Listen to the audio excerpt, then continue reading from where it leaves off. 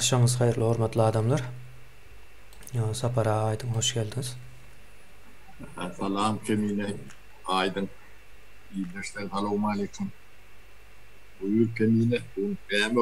Salam, Sapara, Cemile, Cemile, salam, Aydın, salam. iyileşler.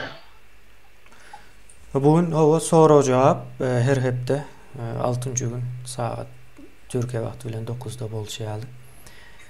Soru cevap dememiz onun dışında da bir 15 minut ve 20 minut yalı özara mesele urun ediyaz iyileşlerimiz 3 yança.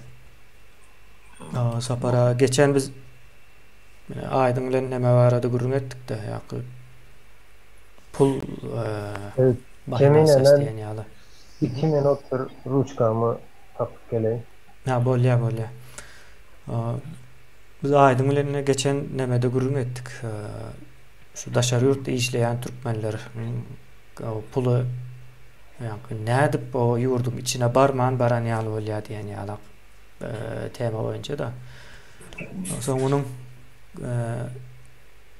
yani kanun tarafından seyretsen yani garapul bolya elmi dama yani garapul bilen men gittim Afrika'daki ağaçların karnını doyurdum deyip aklanmam bolan nokta.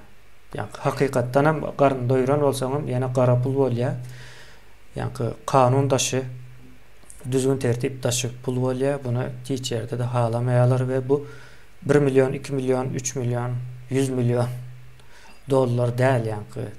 Ondan has ulu pul yılda milyardlara yetiyor da. Indi şu arada yine biz o fikir ettik Sapara sizin hem düşüncenizi alalı. Deme Cemile, ilk olarak şu demen adi, şu Türkmenistan'da şu attım bulup geçen yağdaylar var. Arkadaşına çıkarıp yani 50 dokumentsiz, pasportsuz, o ruhsatsız, illegal yağdayda gezip görün. O 50-60% ilatın demesi. Aktifini böyle bir kısmı. Şu bir adı var. Şu adını bir doğru koymalı. Evet, demesi yönü bir daşına çıkmadı değil. Anısında ullokan ticaret et. Business. Böyle kara business. Bu bağdarın çumluğu, yani derinliği ya da abiyon gibi. Siz yakın Türkiye'nin nemetinden gururun ettiniz. Türkmenistan'da dünyanın 44 devletinde yayılanlar şu an. Tüm yerde mahsul köprek, adırak yerlerim var. Yani şu sistemi, şolun himmetine olmadı da 50% 60%'inde aylan ya. Şu bağdarın çumluğu abiyon 500-600 milyar ayda, yani milyon dolar ayda nimet var. Çünkü var. Onun ne bir yıl köpel diyen oluyor. 6-7 milyar dolar. Şu kadarın abiyon var. Küçük yerim zaten. Bu adına halkların emeti patent koydular. Adam ticareti yani pul bir kaptala yönü verdi. İnsan ticareti bilgide trafik adı vardır. Birleşen Milletler Kurumu'nun Rusyalar vardır. Bu mesela vardı. Avrupa Birliği'ne ne adamları daşarık illegal yağdaya çıkarıp illegal yağdaya yemedi yani. Onun bunları türlü yemede ulaştı yani. Prostitutda da ulan polya, narko targovlida da ulan polya, kaçak iş nimetinde de ulan polya, senin de adın nimetinde ulan polya, o terörizmde de ulan polya. Tabii bunlar haksız, hukuksuz kitle oluyor da, yani toplum. Bunlar hiç yerde kanunun moranı hiç ilişki hukuku olmalı nokta. ard edip bilecek demelerim yok. Şuna şu Türkmenistan'da bolyan dağdım demedin adi trafiğin aylığın çoğurmuş. Yani adamın düşünüp bilen trafiği bulur alak abyomda da değil. Ve şu anasında pul yatıyor. 500-600 milyon dolar ayda. Bu yani samolyot uçanok, nemedenok, tip neme burunlar var da. Bu da atlar hikaye erteki. Ona da meddener. Yani şu trafiğin şuna devletin doğru içine vavliçon iliyede devletin yeri bile nediliyenin bir fuutnamatı var. Şu pul Türkmenistan'ın iktisadiyetinin başına ilerliyor da. Türkmenistan'ın iktisadı boş ilerleyen yalak neme yağdaydı da. Adamlar başına çıkıp işler bilir. Bu cinayetler. Yani resmi yağdaydı. İsten yerinde işler hüner var olsa da nimet var olsa. Yani Türkmenistan'ın nimetinde ilk şu formada yağlak ortada yani o formada derler. Adamların ellerinde pasportları yok. Kimlikleri yok. Bunlar vatansız insan halinde de şu an piyadeleri. Onun şu aileyen pul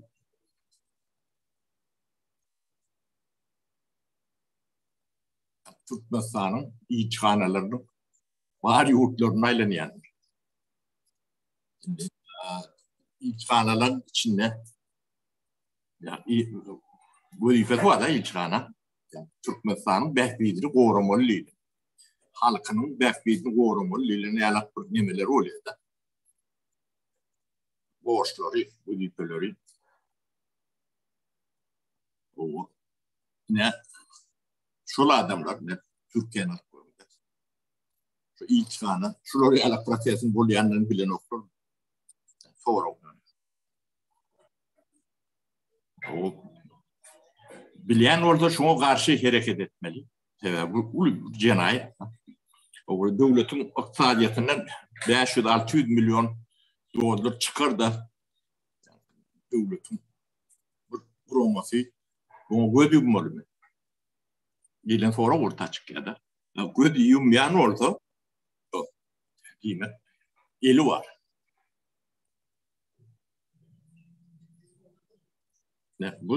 Şu devletin nemeti fuutnamatı. Şu da devletin nemeti bile nediliyor. Şu prateğin hem yerine Türkmenistan'ın içhaneleri var. Yerlerinde. Kardiniyer'de diyendir, eli vardır. Eli bolaymadı yok ben. Bolmasa bu karşısında işlemekte. Kanun oyuncudu, logika oyuncudu. Antap, ahlak, ne mi diyeyim? O oyuncu şu karşısında işlemekte. Şimdi biz Türkmenistan'ın resmi emirlerini giymeyen adamlar biz şu şeyle dilini bilen ortak. Şuna Türkmenistan'ın iktisadiyetine Ullukan urguduğunu aydan ortak. Onlar şu birinci hatarına olmalı adamlar. Bu dikkat oyuncu. Onlar yani Türkmenistan'ın hücciyeti pul veriyor tipte. Şunun hatarını yaşatıyor. Türkmenistanlılar salgıdını yaşatıyor demeli kurumunun. Demek bunların içinde var. Yani bunu neyim içindir? Ben ilçhaneleri var da aytmayın. Türkmenistan'ın yani bank sistemati, mali sistemati, iktisadiyatın kan damarı değil yani. Şimdi şu iktisadiyatın kan damarını bir emirte ettiğinde, renginden geçirdi. Şu şeyle ülken şahaları vardır. Promoları, kuruluşları, kontrol fonksiyonları, promoçuluklu fonksiyonları, O Nüfatres'in bank yalak şu atları üstünden amala aşamalı şeyler nemeler vardır. Bank onun salgıt buroması vardır. O film orgunlar vardır. Onun yani lokal etraf derecesinden devlet derecesine senin gidiyordu. Onun bakanlıklar, ministerlikler vardır. Mahalle ministeri diye. Onun bank kuruluşlarının vardır. O kontrol, bağırla kuruluşlar vardır. Prokuraturasına çendi, kağıbatına çendi gidiyenler. Son devletin yani üçüncü adamlarıdır. Dampriyetler vardır. Tadet boyunca cevap veren. Şimdi şunu tanıp şu zatlara katışan ya bilmeli, şu zatları görmeli adamlar var. Onun iktisadi fakültetler vardır. Neçe üniversitede, neçe institutta iktisadi fakültetler vardır. Muallimleri, kafedraları, demeleri vardır. Şu zatlar okuyan, öğreten, şu ölümü deriyen adamlar vardır.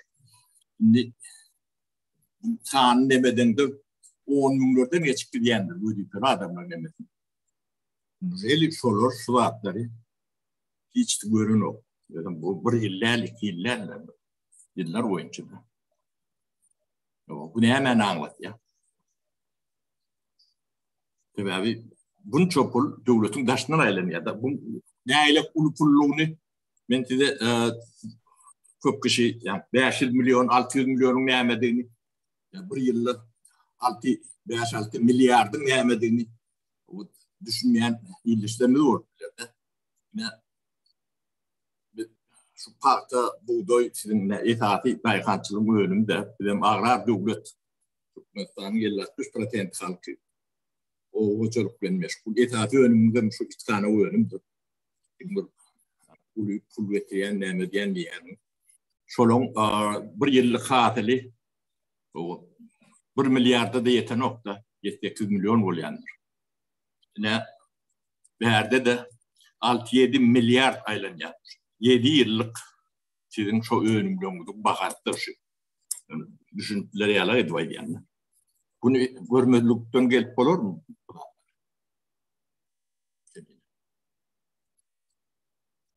Benim fikrimce mümkün değil. Devletin iyisi var yerinde. Hükümet beylerinin çalı. Yani iyisi. Bir muhtar. Buna yani, yok kaynak mı diyelim. Şimdi şu hatiresine samolyotlar uçan ok. Şeyle bol bilir mi? Şu business, bu küçük business derler. Şu business'i yani devlet yatırıp bilen ok.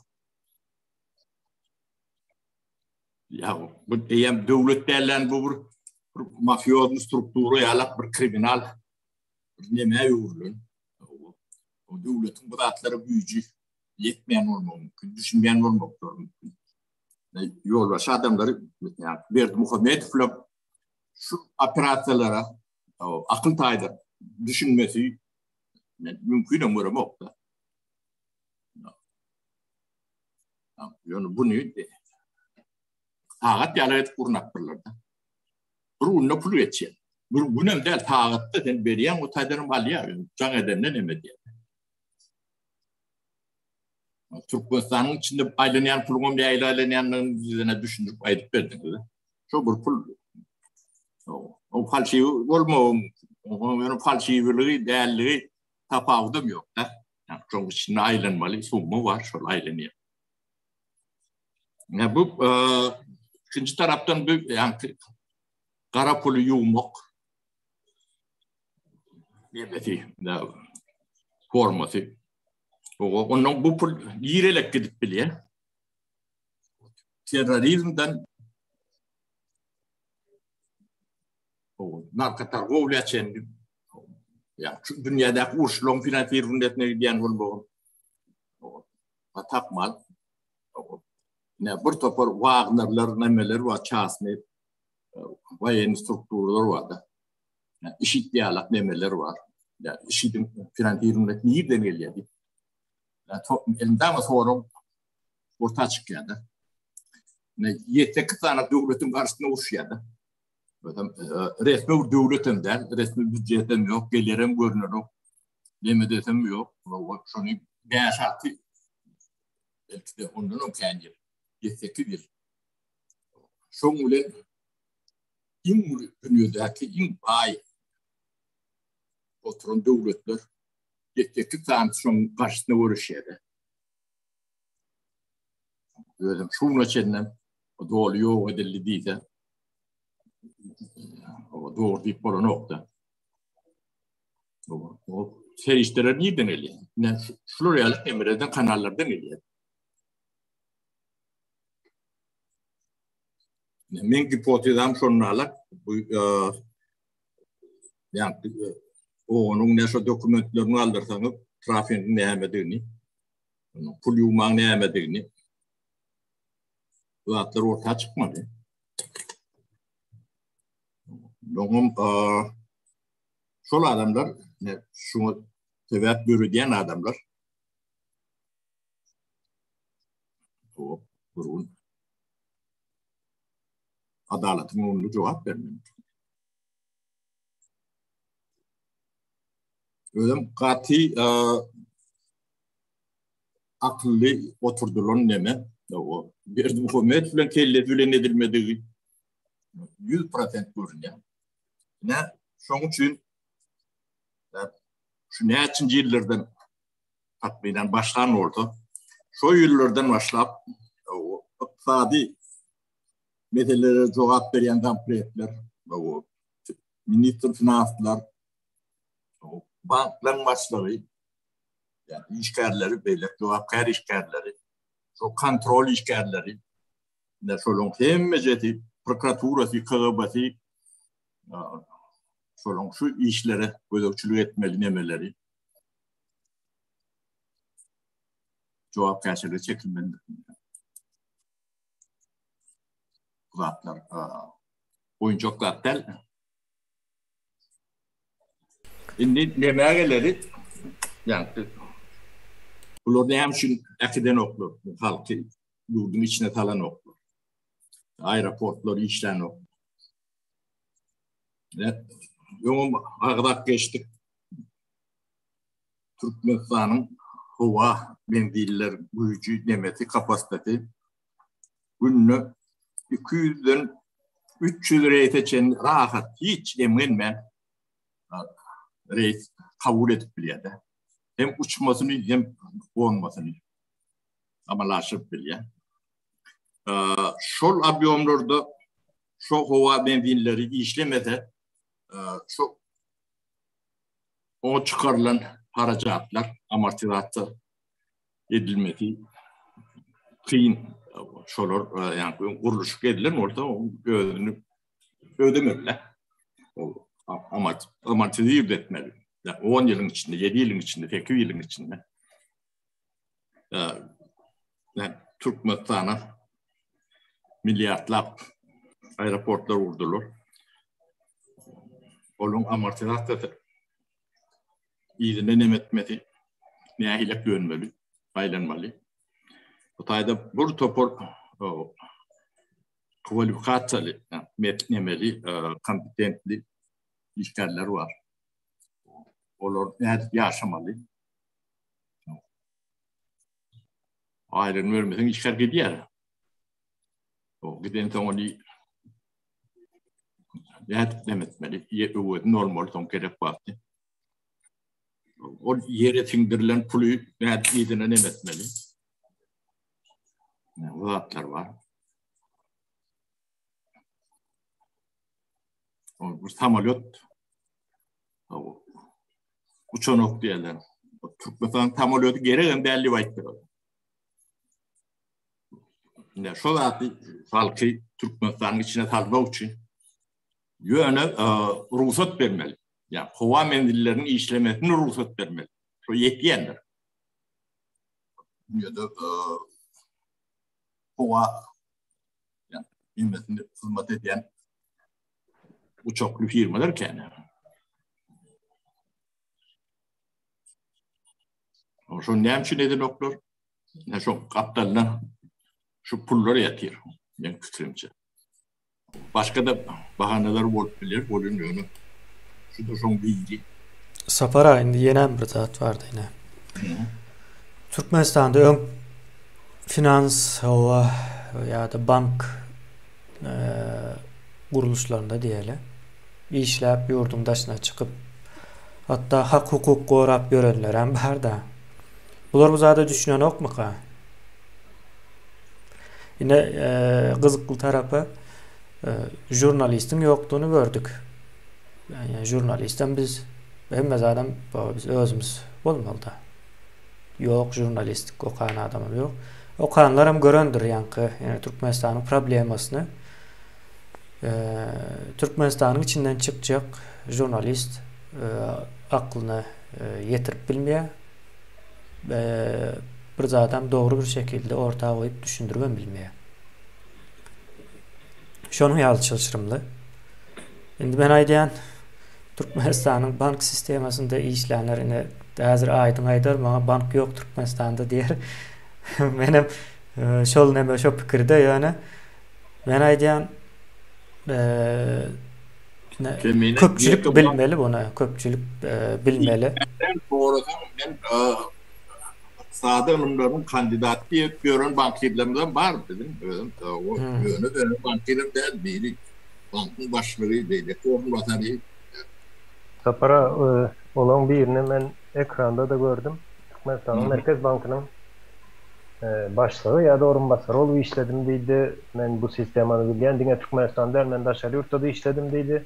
Germanya'da işlettir. Germanya diyene şu neyme tarafında Germanya'nın. Neyme şu Gündoğar Germanya'nın diyelim. Berlin tarafında.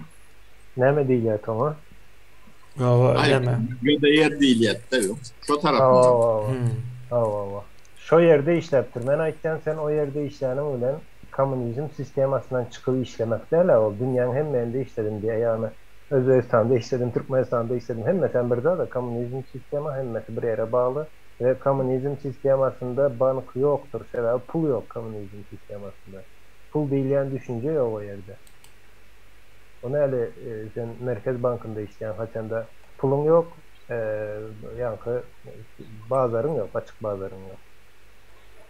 O yerde işlemek demek ben şahsındaki misal için sol komünizm dövrü eskirin Merkez Bankı'nın başlığı vazifesini ben şahsındaki çağa yerine getirip biliyor. Okap biliyor, yazıp biliyor. Bile düşünüyor, buyruk geliyor, yine pul basıyor, o karara gol çekiyor. Yine şol iş ol, başka hiç şey olan stratejisi hiç sadı yok. Hem mezadı kompartiya çözüyor. O Merkez Bankı'nın ne edip işledim deyip bilen ya da ne edip sen o Merkez Bankı'nda bir haysan olsa bir işe ben gol çektim ya da cevap versiyonu aldım. On yıllık mümkünçilik yok. Espri biliyorsa ne emeliyor. O işlemek bilen işlemek ol. Onda şu atan Türkmenistan'da misal için hakimler vardır. Hakimler ben hakim o yerli hükümetin yol başçısı diye aydıp biliyor mu? Aydıp bilen o. Ya da öz inisiyatifasıyla bir zade edip biliyor mu? Çerçevede geçen yankı şemalı olup caylar yıkılandır. Hakim hiç zade edip bilen değildir. Buyruk gelen o. Buyruk gelmez oları işletilmeyes ol. Hala dinliyor toptan çeksen neyle oluyor? Yine şon yalı oluyor olur buyruksuz. Hakimler. Sesen çıkarıp biliyor. Onun için o yerlerde işlemek sana hiç gibi tecrübe ya da bir neyme kazandıran o sana. Yani bilim hiç kazandıran. Bunu doğru diyen de Türkmenistan'da yukarı bilim veriyet diyorlardı. Yani Türkmenistan'da yukarı bilim vergileri alak altyapısı yoktu. Yani veriyorlar adamın puluna alıyorlar orada. Yani bilim veriyorlar deyip yanlış. Yani çok bilimin bakadı. Bilim verilen yerde üniversitetten bakadından bir nesiyette kumbat 40-50-100 müveçellik diyen ekende. Fayda fakultetler juridik diye şoğun mengeç fakultetler Sol üniversitetlerinin indi sapara bilimi üniversitet neyle işliyor. Öyle köbür zat yankı okul çalanma atam. üniversitet saylap, üniversitet yani şol guruluş karar berýär. Bizde guruluş karar veren ok. Okuwa girjek adam karar berýär. Meni alýan malan okma. Olar ýöne köýzat da ýene haýsy akylly diýip pikir edýär. Ben tek şol aydan 18 ýaş 20 ýaşyndaky çağalar üniversitetden akylly sebä üniversitede diýen etdirýär. Men alýan diýe alýarlar. Yani bu yani bilemem näle bir bar diýip aýtsak-mı, ýok diýip aýtsak-mı zatları. Ýöne gaty erwet bir zatlar. Şu gün näme var? Ine sapara başlan. İki zadaydık geçeyinden. Birinci Putin gol çekendir yani 100 neçe 23 sanat mı neçe sanat. Dünyanın demesi. Indi gol çeken içinde näme var? Yankı harby gulluktan uruşa gatnaşsaň mı näme mi? Yani şoňalyk uruşa gitsen öz isleýän oýunça kontrakty gol çeke uruşa giden ýagdaýynda seni okullara devlet tarafından okuwa yerleştirilýärmisin. Yani göz öňüne getirin biri Moskwanyň bir üniversitetine ýöne uruş eden üçin kellesinde ihsat olmasın, ihsat goşup aýryp bilmesin. Devlet garanti berýär okuwa girýänge. Ine bu Russiýada aslında şok karar maskaraçylyk yani. Düýbünden oňalyklarda kabul eder ýalyklar. Yani nädip uruşa gittin diýip bir adamy okuwa yerleştirip bolýar. Yani gaty erwet bir zatdyr. Şo ýurdun geleceği näle olar? Sebäbi oku diýen zadyň ýarryş bolmaly, konkurs bolmaly. Iň şoňa laýyk, münasip ýaşlar okuwa girmelidir. Ine bäde bu zadyň ady korrupsiýa diýmekdir. Korrupsiýany hem kanunlaşdyryp edýärler indi. Bu indi ýene ýanky näme var? Kemine şol bizdäki ine düşünen okmu diýen ýanky pul alýanlar bar, insan haklaryny goraýanlar bar. Men ýöne köýbür dadaýdan olar düşünen ok näme bolup bitýänini, hiç hili. O meseleler hakyndaky ýanky düşünjeleri ýok. Dünýä garaşy gaty dar. Ine ýöne köýbür dat bar, o tenini satýan aýallar bardyr, sagatlyk, gijelik satýarlar. Garşylygynda pulny alýarlar. Ýöne diňe tenini satýandyr we şahsiýetini satýan däldir şolaram. Ýöne beýleki adamlar bar, ine pul üçin öz pikirini, düşünjesini hemme zadyny satýarlar. Bu hayran aldırıcı burada. Hemme zadyny satyp bilýärler. Yani olan pikir hem yok, düşüncesi hem yok. Olar ne jurnalist diýenine şuňalyk zadaça berilýär. Aydaly sen bir tema hakynda näme ýaz diýerler. Temanam olar belli. Aslında jurnalist özü belläp bilmeli. Ýöne şonu belläp bilen olsa satylan adamlar olur. Ýanky tenini satýan aýallar olan ýanynda 10 esse awraýly meňze. Belki 100 esse awraýlydyr. Jurnaliste tema berilýär. Temaň ady näme? Mysal üçin Özbekistany erwet edip görkezmeli. Özbekistanyň temaň ady şu bolar. Özbekistan ykdysady tarapdan 5 ýyldan çökýär dargaýa diýip temaň adyny öýrýärler. Jurnalistler şoňa görä soň dokument taýýarlap başlaýarlar. O fakt getirýärler, ýene faktlar bar, fakt diýip görkezýärler. Aýdym bu ýanky näme Sowet prostranstwasyndaky jurnalistlerden söz edýän, ondan belläp geç. Şolong adyny aýtdym, ýanky men Moskwany utorum diýip unup görenleri bar, ornuyor. Düýüp şo taýdan gelýänden habar ýok. Ýok, Moskwa bolaýsyn. Moskwada indi aýdyp bilýäňizmi? Orus'un bilimi güýçli diýär. Ýöne näme üçin Orus'da soňky 100 ýylyň içinde şu günkü hem araşsalan ya, şu günkü uruş çıkandan soň Russiýanyň içinde ýanky intellektual gatlyk diýen adamlarymız Russiýadan çykyp gidendir. Hemmesem çıktı. İntellektual gatlyk. Hemmesem çıktı. O galanlaryň içinde hiç haýsy intellektual gatlyk galan ok Orus'un içinde. Öňe mysal üçin pullardan başına çıkarýarlar. Aýdyn. Şoda var. Indi pulu kazanıp bolýar, ýöne akylly kazanıp bolan ok. Mysal üçin kommunizm gelen soň ýanky nämeleri diýdi, ýöne bir sanak Lomonosov çykaryp bildimi kommunizm? Dostoyevski çykaryp bildimi bir sanak? Ýöne köý sorag da, ýa-da Orus şu günkü çykaryp bilýärmi bir sanak Dostoyevski? Ýa-da Mendeleev, Pavlov, bu adamlar kommunizm yetiştirdi bu adamlar. Orus yetiştirdi mi? Yani Orus'u yetiştiren olup biler, ýöne soňky 100 ýylyň Orus'u yetiştiren däldir.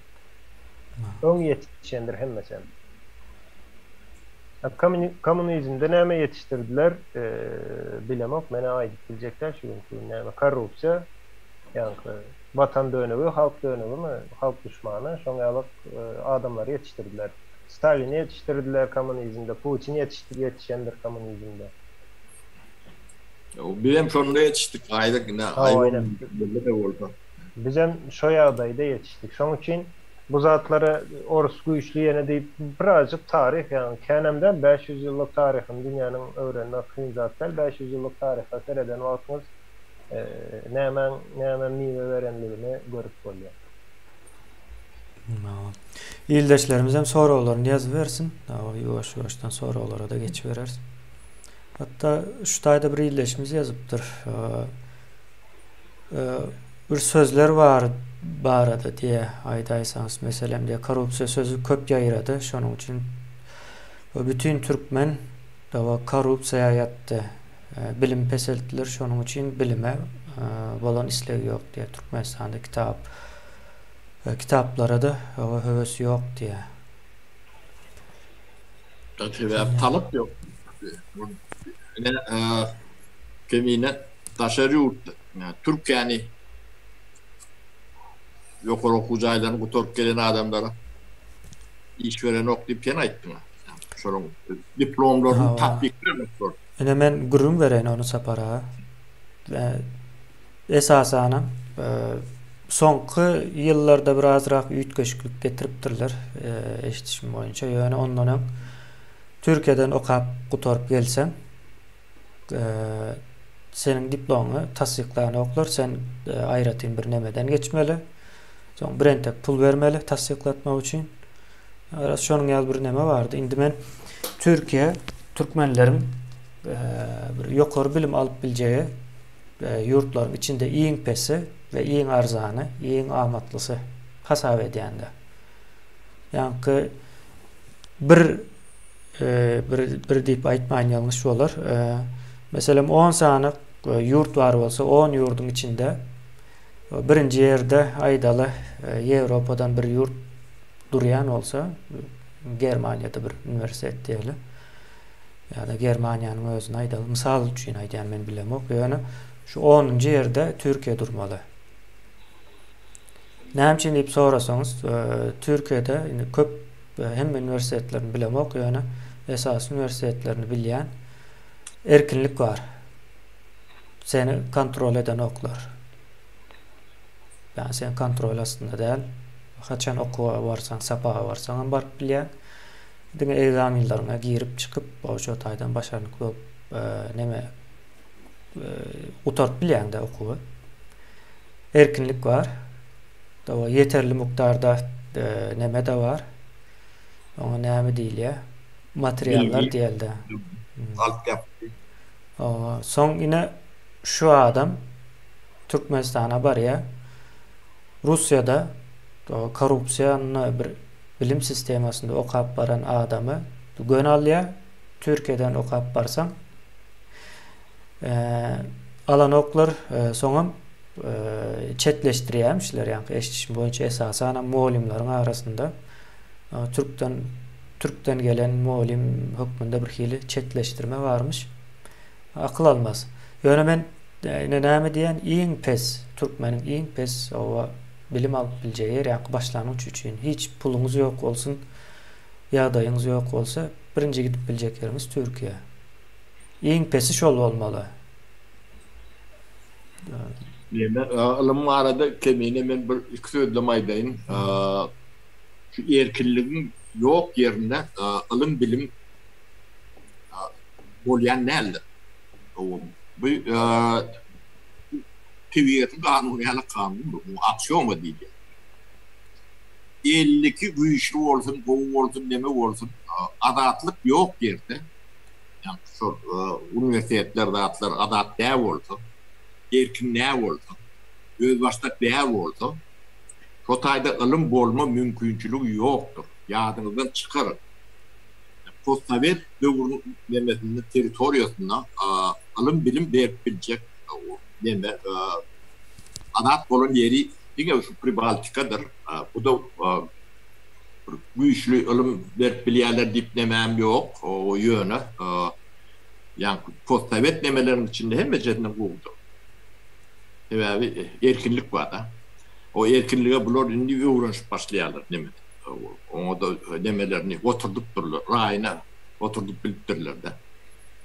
O erkinlik yok yerde. Sen milyarlap ber. O dünyanın en akıllı adamlarını getirip oturdun, kodun liyekte verdirin. Oluyor neler? Bunu akço mu değil yani? Onun ervetliği nemeliğinden hem de adatlık yok mu? Sen üniversiteden Nobel bayrakları neme alan molimlerden de olur. Lektörlerden ne olur? Alım berip olan o. Bunun bir nemesi var. Adat olmadık yerde olmuyor ne?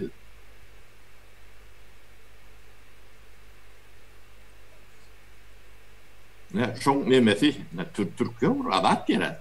Böyle var. Kemçiliği var mı katken? O kemçiliği var. Şonun için aydı yani Türkmenlerin başlangıç için gidip bileceği en pes yer şol. Yani hem arzan ona hasam mut altı yani şu son nemelerde olarak biraz pul nemesine geçti yani şonda da Böyle de çok alaktım. O Xitay'daki okuyanlar gurrun veriyor yani yörüyte nemeler muallimler varmış şolar daşar yurttan gelen okuvchilarım bilmedim beylekler hem göz astında tutayamışlar giriş çıkış saatleri varmış şon yazbır düzgün tertipleri var deyip gurrun verdim ben hayran kaldım o tayda yani erkin adam aydalığın käbir adamlar has erkin olýar da olar o tayda bilim alıp nemedip bilmeýär ilerläp menin bilýän zatym Erkinler adam bilmat bilmiyor. O alan bilinmeden geçteldir kaytam. Peydatının delili kan olan yerlerim batken.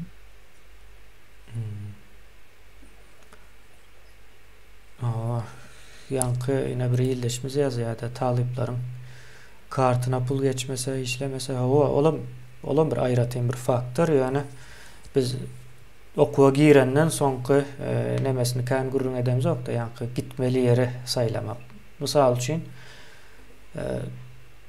ya post-sovet devletlerin hiç yerinde bilim almalı değildir. Düğünden yanlıştır.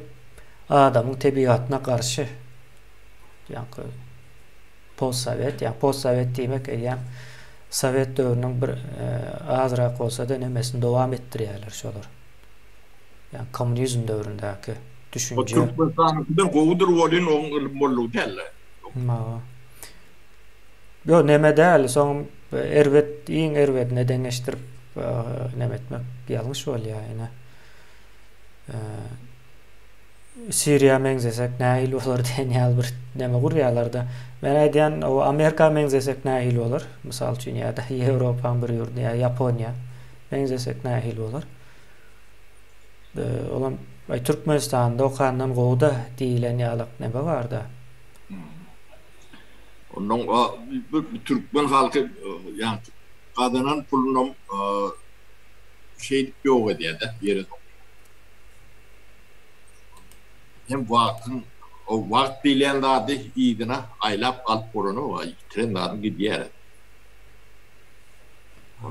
Ýöne görgüň üstüne görgü näşe cehaletin nemesi agyr bedeli wada. Şoň aşagyna Türkmen şuat ýagyr bolup aşagyna düşdiler. Şonu ýani katok ýalyk üstünden ýani köçe diýen katoklar bolýar agyr. Şoň aşagyna düşen ýalyk deme boldy. Cehaletin agrymyna çok.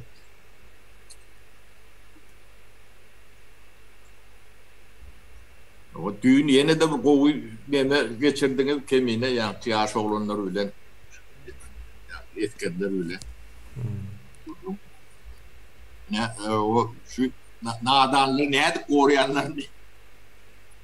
Men şoňa gülküm tutdy kemine. O ne loýka boýunça akıl goramaly.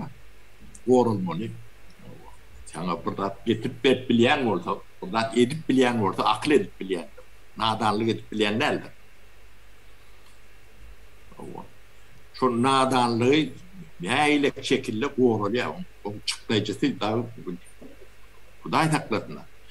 O da o bölüşü ne diyorlar? O ikincisi ne devlet adamlar var da minister. Şu ministerin avrayı olmasa şu devletin avrayı yoktur. Onun eline ne terişte ne hukuk yok oldu. Olur siz o kamçılarınızda ne onun ministerin gelmişe götüre de kovalat görüp bilen orada. O devletin devlet olmuyor. Devletin de hiç adam bilen. Sen şu avrayı, sen devletin avrayı olmalı. Devlet işgarının avrayı, devletin avrayıdır. Onun kadar Türkmen'in nemesinde kuşkuriyerlerde ministerler oğurluyor diye niyalak nemen diye. Yani onun hakkı hukuku hiç tadı yok burada.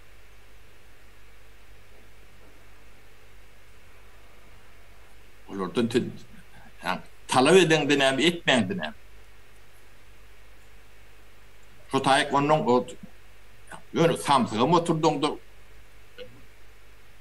stolun takçısına oturdu yani. Ne bizim yani yok orayı bu değil söylemizden şu oldu da. Prezident yönü yani stolun başına katılımı edin. Kalktıkta oturttuğum şulardan kovu oluyor da. Ormanda çıktı cin olunu. Hiç ediyen hadi o ne? Yani şunun günlük demesini kronolojisini vaktini geçirişinin demesinden şular iş var arada. Hiç hücum etmeli. Yardaylarım yok, mümkünçlüklerim yok. O tüdürler ne? Vatan programması bilen devlet dolandırıyor. Şunlarla ne var? O devletin Türkmen dolandırıyor, taşından dolandırıyorlar.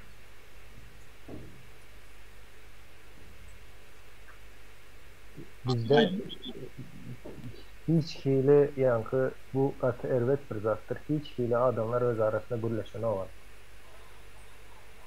Hiç yerde televizyonda yine de Yok bizim o doğruydu yani cemiyetçilik problemimiz var yani bu gürleşilen o. Gürleşmek yok. Yankı soru vermeli, biri cevap vermeli, beylik ona argument getirmeli ya da yine şun yok yani. İnsanı hayvandan tapatlandıran yeri şol da gürleşiyor misal için. Yöne aydalı bir hayvanı ele alanızda o hayvanların yankı nemesine göre, klasına göre diyelim ya da türüne göre diyelim. Şol hayvanın hareketleri menzeştir.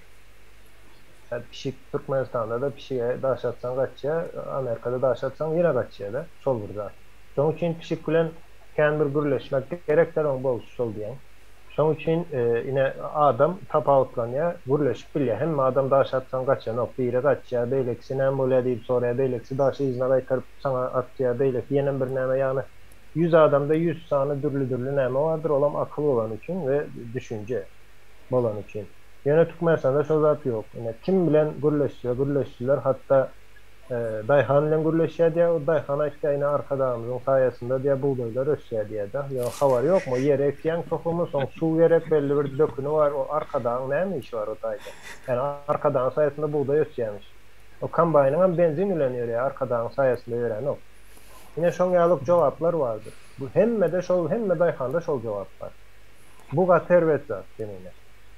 Yani gürleşmek demek men bir fikir aytcan temine de bana karşı bir fikir aytcan. Şon neticesinde gürleşmek çıkıyor öz aramızda, çekeleşmek çıkıyor öz aramızda. Bu gatı o zattır, şol zat progress oluyor. Ösüş ve eldeysen, ösüşü alıp variyan zattır. Yöne Türkmenistan'da karşı çıkmak qadağan yağlak bir zat dünya hükümede değil. İstendik en atağına, Moğolim'e, beylikine karşı çıkmak qadağan deyilen yağlak bir zat var. Yine çağalar Moğolim'in aydanını etmeli, otur diyende oturmalı, tur diyende turmalı, yani hatar ulen yörek gitmeli bir yeri, hatar ulen izne gayet gelmeli. Çağalıktan şeydik yetiştiriyorlar. Sürü psikolojisini oturtuyorlardı. Son beyleki hatara girmediğim cezalandırılıyor çağa vakti. Aslında çağalar katı aktifdir, katı yankı nemedir, tezeliklere açıktır. Son için olur ki hatardan çıkıp bile yöne bunu cezalandırılıyor. Onun manası neme? Erkekliğin hem adam misal için yankı sıçanı görkezip bu düye değilse sen şuna düye değil. Hatardan çıkmak balan alıyor. Yani sen öğretildin 20-25 yılda hatar diyorlar. Sonra düye deyip diyorsun. Son biri çıkıyor yok, o sıçan değilse sen üstüne topluyorlardı. Hem de düye diye sen ne? Son bu yine Türkiye'de men yönü yankı bir yanlışmasam statistika sapak var. Yine kitapta muallim öğretiyor. Yine Türkiye'de de muallimler her 6 aydan dürlü muallimler var. Mesela için bir sapağım sen dürlü muallimlerden alıp biliyen. Onların hakikaten olan görüşler hem dürlü siyasi, dini değil, görüşler hem dürlü muallimler. O bizde de var. Hayır, muallimden alsak kov olur kan deyip. Son indi şu sapakta muallim bilen yankı bir egzaminde pes bağlı alıp men çekeleşen tarafım. Statistika değilenden düşünen ya da statistikanı bilyenler vardır. Model dörödüp bolyan. Bir soru var, soru çözmek için ya da bir sorudan her hili nemeler vardı o yerde. Son sana gerek aydalı neticeni almak için özün model dörödüp bilyen. Her bir adam dörödüp bilyen o modeli. Ne edip dörödsen ol sen elindeki zaten. Yöne şu tesir eden faktörler var. Şoları bilmelisin, sonundan çıkacak neticeni bilmeli. Son men şol dörödmen yazyan modellerim muallimin düşündürenle de mengzen o kitapta kadar mengzen o. Yöne cevap çıkıyor. Aydalı 5 çıkmalı olsa mende de 5 çıkıyor. Muallim yine şon aytya sen yanlış edipsin. Ben aytyan neyim için yanlış oluyor. Şonu muallim bilen arkayın çekeleşip bilen sonra muallim öz yanlışını düşünüp men bir yankı alan bakamı düzeltti. Hem bağışla deyip şu yerde soradı. Yani Türkmenistan'da bir muallime şozada etsen sana bilemem. Sen okudan şutlayalar. Düşmanı oluyor. Aydın neçe yaşadın? 30 yaşan oldum. 31 yılda. 31 oluyor. O da bir yaş demetmeli o televizyonda düşünenler. Bir yukarı okuyacağını muallimi alımı ilişkilerin Türkmenistan'ın televizyonunda çıkıp o studentlerin hem bilinmeyenler bir aydan yerlerini gördün mü ya? Alım bilim mağarada çekeleşip ya kurrum verip demeden yerler. Yok. Telleme şular okuyucuların ne doğru diye ben şunu biletim geliyor da şunu bir muallim çıkıp ne biz okuyuculara şular yala studentlere o diyekteler veriyor. Şunun için veriyor. Birin çıkıp aydan ne geçtetim geliyor da. Küy diyen yapıp cemiyet diyalak da olur. Bilim açık yaptım. O tabi neyme uğradık biliyorlar. Yine belki internet yapıp oldu. Şu da vurdu. 21. asırda. Alım bölüm bet bolunu.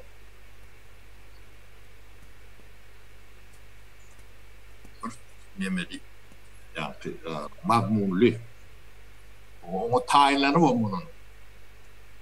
Bitirildi. İnternetin o yapıklarını bilen o bilen yok. Oğlum da. O 50 bin, 100 bin, 40 bin o parat görün. Size nemedi yani. Yüzdüm. Onu şuları yalak bolan son geçtiyen okuyucuları yurdum. Ya firmanı yerine baran iş batırmalı. Yani tutmaktan batıp gördür. Ne mulyanın bile noktalar. Faaliyeti o devlet demenin dışındaydı ya. Türkmenistan'ın yani o çağa kalk völgübitler oluyor yani. Çok zıncırgaçtan son boş eğleniyor. Türkmenistan'ın nemesi boş eğleniyor. Hem de sağdan sonra nemedi. Şoňa değişli bir soru var. Şona okaýyn Sapara bile alala ikisini. Hemme postsovetde Hramovlar bar bolsa diýe, onda näme üçin Azerbaýjan ýa-da beýleki ýerlerde halk sany 10 milyon geçýär diýe, bizde şol bir 5 milyon diýär-de. Demi on bir sebebi var. Yani uğurlu edilen yerlerde de hem yerde de edilendir elbette. Yani Türkmenistan'ın çeyalak tipte edilen nokta. Bunlar yani Tokketin içine şağıl giren yalak, çok içindeki akıl canları iyi metode öldürüyor da. Türkmenler uğurlu edenler 10%'ni, 5%'ni uğurlap bilendirler, 90%'ni bir yere uymayanlar. Yok diyenler. Sana da olmasın, bana da olmasın. Uğurlacak diye diyorlar sonra. O. Yani doğru düzgün oturduğunda sen şu uğurlanından 10 ette bay, böyle bir resmi bay, çağalına, netiline koyup gider yalak baylık kazanıp bilen, o da senki avraylı işlet. Sapara şonu edip bilse ederdiler de, edip bilen oklar. Şonun için hazırki görünüşte uğurlayalardı. Son yine de başka bir zadam görýän men Sapara bu taýda. Beýleki ýurtlarda näme de bolsa da bir az olap garşylyk görkezleýäine. Gazagystanyň nemelerine girip görüň şu taýda ýa-da gaýy diýär-de ýol gözekçilik gullugy ýa-da polisiýa işgärler bilen nähil tartışýarlar, kamera düşürýärler. Medim girip görüň, hemmesinde bar, Azerbaýjanda da bar diňe. Türkmenistanda ýa-da gorkmaly diýip bir söz öwredipdirler, onam on edip ýerine ýetirýärler-de. Görkezdi ýa-da habarlarda polis işgärlerini gördüňiz-ä Türkmenistanyň. Çümüşüp bir zatlar iýýärler özem, ýa-ni hapanyň ýanynda iýýän ekenler. Näme? Kemine ne şol militärlerim ýa-ni adyny agdaýan ýokary okuwjy aýlanmyda, orta okuwjy aýlardan ýa-da hiç başlangıç çok uzaýlardan çıkan adamlar indi cahil, fowasyz, bilgisiz adamyň eline hukuk bersen 10 sany 100 000, 140 000 bolsa o aýlyna ýa-ni yeter yetmedi tepkitleyen ortam. Olur Türkmenistan'da bir adamını işletmeyeler. Bir çıkıp şu zat yanlışam diyen yok da. Olur dinger yani talançı alıp neme oluyor da. Görüntü ediliyor. Yani son varsızlığım sonunun yani Türkmen'in ehli nimetini yani öndürücü yani çağı öndürücü katlığının yok. Azerbaýjanyň näme 14-15 milyon, 12 milyon bolanın Türkmenistanyň 5 milyon nemeti o Türkmen has jahil, has wagşy. Sesini çıkaran o yankı Sapara tamam. İlat sesini çıkaran o. Azerbaýjan oňalyk bir ýerde.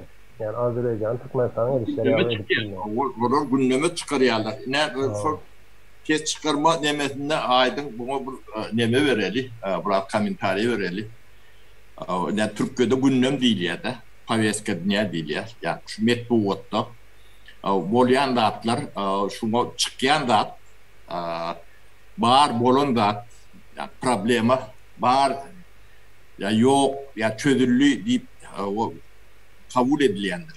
Eğer şu gündeme çıkmadı, o da hiç bolmadık yalaktır. Sizi öldürýänem boldy, sen ölmedim. Sizde hiç tadı edilmedi diýen da. Onun adamlar vay bunu bilmeyen var mı deyip öz aralarında gürleşip koyarlar. Kiň öz araňyzdaky galýanda bilseniz ikiňiz bilýän. O siz ikiňiz kim? Bak üçüňiz bolsun, oňyňyz bolsun. Sizin öz araňyzdaky devlet şunu deyip yani gündeme çıkmadan o da bolmadıkta yani Türkmenistan'da şu artık oynuyorlar da. Laşar kuyuşlar. O medyanın duruşunu yapyan buraya veriyen sol o deyse Türkmenistan'ın bir oğul ki alem da olmadı dilin demeye gidiyor. Çünkü medyanı bir güçlendirmeli, bunu adalet etmeli. Hemen aydayında yankı halkın gündemine edip emele getiriyenle yine Ukrayna'da uruş çıkandır. Aslında şu internet ve telefon kamera diyen zat olmadık olsa oruslara şu sanksiyalar girilmezdi. Aydıp olan o. Yani şu Ukrayna'da yankı göreşen halk ne medya ne işler alıp var ya elinde telefonu var sonra suratı düşürüp internete ya da gerekli yerlere uğraşıyorlar. Yine bu adam komentari de veriyordu bunu. Adam komentari veriyordu. Bu 2 milyon halk seyredi. Bu zat göreştir yine ulanılmaktır yine biz de kıynansak da Türkmenistan'da şu elindeki telefona ulanıp bilen oklar da yankı kim biri Türkiye'de ne hemen düşündür ya telefon var diye yöne ulanmanı bilen oklar diye suratı çekip bilen oklar telefonda deyip bir komedyen var Türkiye'de düşündür. Edil Şonyalı Türkmenistan'da yine Paliçen karşısında halkın elinde şu ünkunun telefonu var. Yani istendik bolyan zadı rekord edip biliyor. Bu zat katı ulu bir yarağıdır. O internete uğratmam gerek değil. Sen şoları topla öyünde oy. Belki bir mümkünçilik olur internete oyarsın ya da daşına çıkararsın. Ya da Türkmenistan düzeleyen şey saklayıp bilersin. Yani kamera diyen zat, yani elinizde kamera, ses yazgıları, bu zatlar şu gün yine bir dokument diyeniz de neyme dokument yine birinin cinayetinin dokumenti en esası dokumentin ötürü yani suutnamadır bu zatların hem mesela. Hakikattır. Kamera alyan sesini çekken bu zatlara seni hem koruyan zat yankılardan. Düşmanlar. Ya Ukrayna nerede ulan ya? Olmasa yankı Targov Center yardılar diyorlar. Çağalan ölenini o çağalar ölen son yankı neyme Fransa'nın prezidenti Putin'le arasındaki geçen gürleşiği gönü internete koyuyorlar. Ne için koyuyorlar? Çoğunu görmedik olsa, şu çağalan ölümünü görmedik olsa şu Fransa, onlar koymaz da onu yine gizli devam eder bir işlerle. Yani ondan sonra telefonundan ara kesmeni, yani telefonundan ara kesme verdim diye görüşmeyene ve arasında olan getleşilen internete koyuyorlar. Yine bu zatların emmesi yöne koy telefonun kamerasının ediyen işi. O başka yer adam değerliğine biz de bakanıken ay olur bu işli ne emedik olur bu işli. Elinde gücü bir görüp biliyor musun? Bizim deme Türkmen'i burada bir uğradık durlar. Bir yeri edip vermeli. O da beleş. Yani, mutlu olmalı olan kova adam olmalı. O diyorlarım onun deme. Yani Kuday hon. İnşallah maşallah. Vallahi vardır, deme vardır.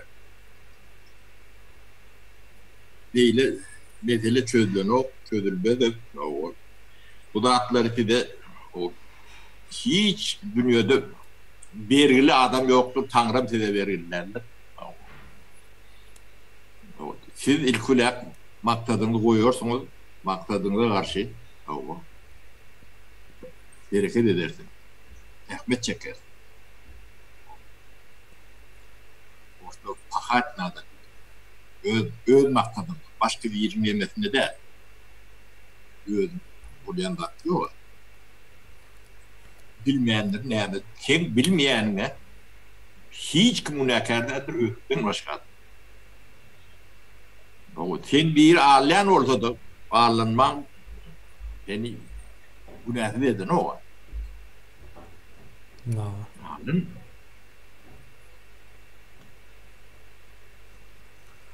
Hiç sattı. Öğüdünün bolayan da at yok diyor. Türkmen için öğüdü olmamış. Bu da gen. Yok o olup derdi bir anan çıkar. 2 yıldan beri ekranlı tabi. ne şu ekranın gücünün değilliklerini bunları düşünürse vakit oldu. Ne şunu 200 bin, 300 bin, 500 bin adam görüyen oldu. Şu hükümetin üyelim yıkıp gidiyor. Şunu görür yalan verin. Burcuğum olan olur. Yayratacağım olan olur.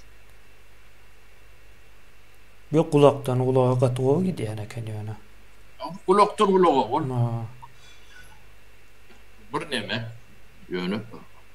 Bir adam böyle koşandığını koş bana. Katı gen yani ya cemiyetinde şu derece ya nemedir çoktur.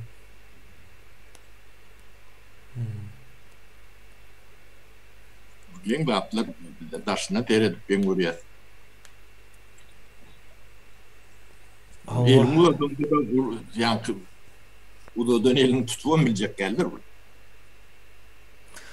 Sapara bu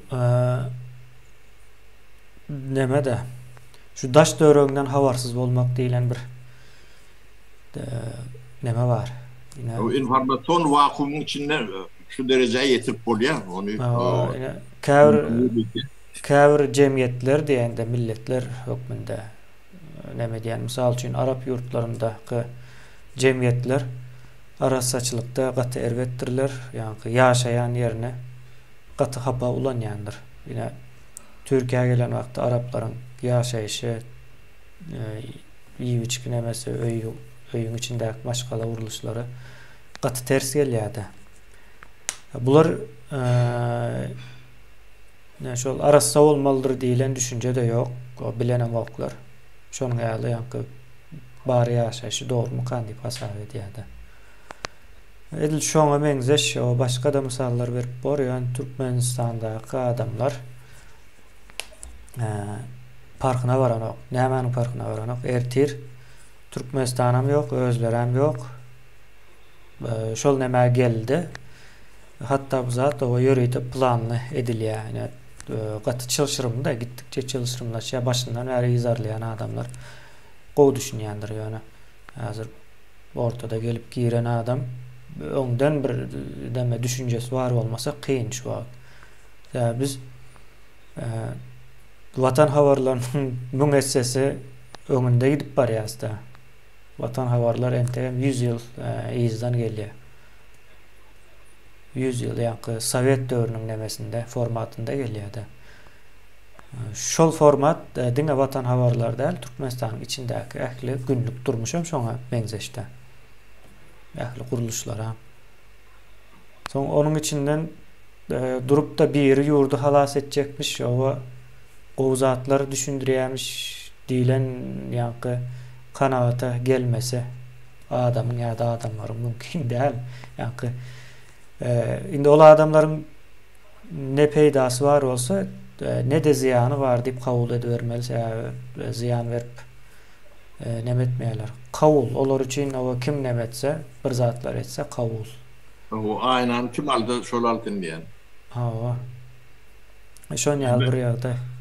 Kemine bu ýagdaý nemeti ne deňeşdirmän nemetinde çıkýar orta. Ne Ýewropada itler pişikler hem pasportli hem çipli hem veterinariye nemetinden geçen yıllarda kontrol edildi. İtin kuşun pişinin pasportu var, dokumenti. Şurada dokumenti olmaz. Yani kadagan. Şurada köçer dedik onu. Türkmenistan'da. Adamların pasportu yok. Köçer denir. Şu derece düştüm. Sonra da şunu yani seyircilik bilmeyen ortamı katır kıynandırıcı da adamlar. Sizin bırak tilkinin durmuş size gerek.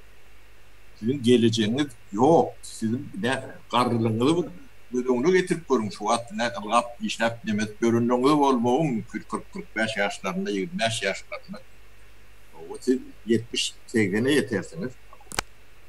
Allah ömür verdi. sizin ne peýňpeňiz ne satýar ya uğruğumuz hiç tadım yok. O tayin ne edip yaşayacağız? O çağılanı da belli değil. Siz bizim çağılanımız deyip nemediğiniz onu sizin çağılanınız değil mi? Ben başında durup terbiyelemedik çağılan tenki değil. Tenki olayında da sana o ödülen teretmek. Onun gördü seyredim siz onun bir öyle köşede alıp nasar.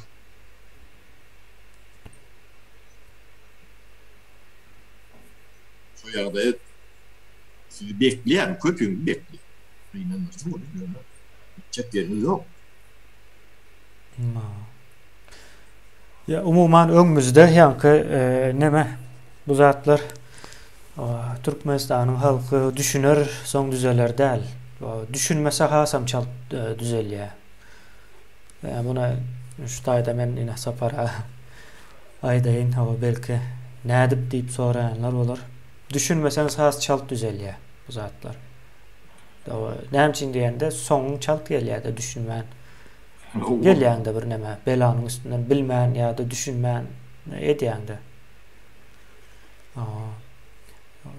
Soň bir sora var, şoňa geçeli azrak neme bolsun. İldeşlerimiz hem o soralarını sorap bilerler. Soramam. Menim pikirimçe bir sungat mıkan diýen. Şonuň üçin bir gaýrat edin. Siriýada kurşun esasy başlangyç täze etnik söwüş diýip pikir edýän dogrymy diýip soraýar. Endi men muňa bir deme berjekdi. Etnik sebäpden çykdy diye ýa-da etnik nemesi söwüşe sebäp bolýar diýilen ýaly. Many çykart bolýar-da şu sorak sözleminden. Onda iň köp söwüş Amerikada bolmaly. Amerikada etnik nemäniň çaky çeni ýok da her raýony bir etnik nemeden ibaret-de şäherleriň her bir raýonunda her türlü etnikler var. Türkiýede edil şonuň ýaly, Türkmenistan hem şonuň ýaly. Ya umuman bütün dünýä şonuň ýaly. Bolmalsa hem şoldur.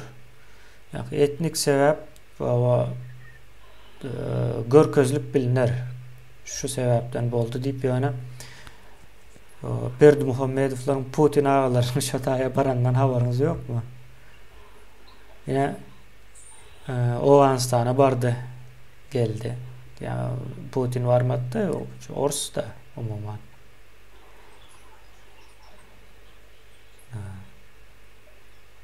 Bolýan zatlar şol. Etnik däl, ente şu günem şonuň ýaly bilinýär. Etnik däl de ýa-da etnik diýsek ýalňyş bar. Has köp dini nämen ulandylar o taýda. Deme kemine o taýda gato dinim del ne Asad o farklı kelimeler özümen gidecek diýip giden orada uruş bolmaýardy. Olmuyor. Çok dini garaş tapawutlar vardır. Ýöne esasen hem şu tapawutlar şonu ulanýarlarda. Ulanýarlar şol opozisiýa söylendiýärdi. Siriýanyň opozisiýasy bilen şu wagt hökümet şu wagt hökümetin arasyndaky. Olam diktator onan bilýän işlerine sebep göreýin. Yani şu arasında çıkan çatışma yani iki tarafın birine orus koldayan olsa beylekler koldap şey ettirip ne diyorlar devam ettirirler uruş. Uruş katığı uzattır, katığı iştir, katığı ticarettir. Ticarettir. Uruş Amerika için kovudur, Fransa için kovuzattır, yara öndüren istendi ülkeler, devletler için uruş kovuzattır. Yaranı nerede bağlap bilyen, uruşta bağlap bilyen. Ukrayna näme gelendir HIMARS diýip olan nämesi var. Artilleriya diýil ýani. Yine şonu ilk başta 4 sanak, 3 sanak uğradandırlar. Sebäp barlak görmedi. HIMARS'lar hiçbir oňalyk uruşda, döwletler arasyndaky uruşda ulanılan ok, ol ýanky Amerikan ulanan yerlerinde hovan üstünlüğü Amerika'da çok oralı, 100% oralı Çin'e tüpülyatçılar şoň üçin arkaýyn ýa Suriýalyk yerlerde de ulanandyr Amerika, Irak ýalyk yerlerde. Ýöne bäri şoň üçin az uğratýa we görýärler ulanyp bilýän bilen okusaňam Ukrainanyň ýa harby doktrinasyna uýgullaşdyryp bilerlermi bilmezlermi? Barlak görýärler. Hem mezat gowy bolsa ondan soň izam geler on ýa-ni eger bir işli problema çykmasa ýa ulanmak meselesinde. Şoň üçin uruşlar hem yaralar test edilýändir uruşlarda özüni gowy görkezse olar soň satylýandyr bütün dünýä kalaşyk gözaňyna ýetiren kalaşyk avtomatlardır ona ulanmak üçin hiç bile tecrübe hiç sat gerek däl de ýöne yara elbetde güýçsüz ýa-ni Fransa ya da Germaniýanyň nämesin ýanynda o derece statistika tarapdan statistik taraplarından güçlüler o yara kalaşyk. Ýöne 5 ýaşyndaky adam başga hem adam ulanyp bilýärdi. Ýöne diýen ulanç. Şoň üçin şonu aydın onun doğru ne yönü şu hükümetler yani astavka çıkıp bilen oldu, Tayland gelip bilen oldu. Şu devletlerde yani başka bir devlet çoğaymadan yani ortadan Ukrayna batışıyla uruş bolýan nädir? Yani yok. Gelde gitmediler var. Yani şu devletlerde uruşu itlenip bahane bile çıkarıp bolýan. Tapara men häzir şuňa alyrak bir tez orta atça. Onu barlak görer soňa. Indi men ýöne tarihden aýtdym. Ine nirde gulçuluk bar bolsa, gul nirde ken olsa şo ýerde uruş ken bolýar. Gul nirde bar olsa, ine şol ýerde de uruş bardyr. Tarih boýunça şoňalyk. Uruşlaryň gitgide azalmagy, ine orta asyrlary göz-öňüne getirken ine tarihte. Angliýa ine kiçik ýankı şu an Britaniýa diýär, ýankı Britaniýanyň içindäki uruşlary göz öňüne getirken ine öz arasynda sebäbi karol var, birem gullary var, nökerler diýerler, ýa-ni gullar olar, olaryň hiç haky ýok. O näme diýerler? Knight diýerler, olan kanunçylygyna seredip göre. Karol gitdiýär, ýani istendik ýere olary hiç düşünje de ýok, fikirem ýok. Diňe bilmeli zady şol gylyjyny nämesini, naýzasyny ulanyp bilmek.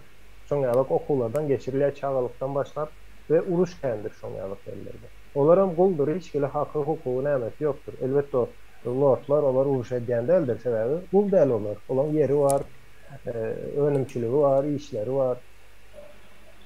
Ýöne ine şu günkü soňky wagtlarda seredip görýän uruş bolýan ýeri dünýäniň istendik ýerinde uruş bar bolsa şo ýerde gullar bardyr, gulun başynda da bir lider bardyr. Şoňalygam uruş boldy. Ýöne şol uruşdan soň ýanky adamlar bizde gulçulukdan çykmaly. Uruşyň berýän nämesi o ýeňiş ýa-da ýeňiliş diýilýän düşünje ýokdur. Ýöne şol gulçulukdan çykýarlar. Ine Germaniýany göz öňüne getirin. Germaniýa ýeňilip çykdy 2-nji dünýä uruşundan. Ýöne şu wagt Germaniýa dünýäniň lideri. Ýöne azat bolup çykdy aslında Germaniýa ýeňilen oksa karta seretýän welin SSR ýeňdi diýerler. Ýöne SSR ýok kartada. Germaniýa seretýän öňküsinden güýçli.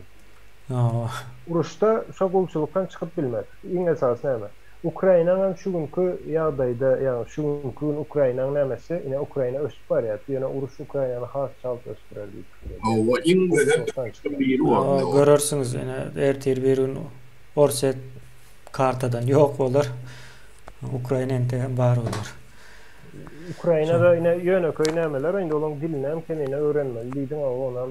Yo, ben öwrenip başladym we Ukrainçany düşünýän. Ýöne ine rusça gürlen wagty özleri Ukrain, ýöne rusça gürleýärler, käbir interwýu nämelerine seretken ýelin.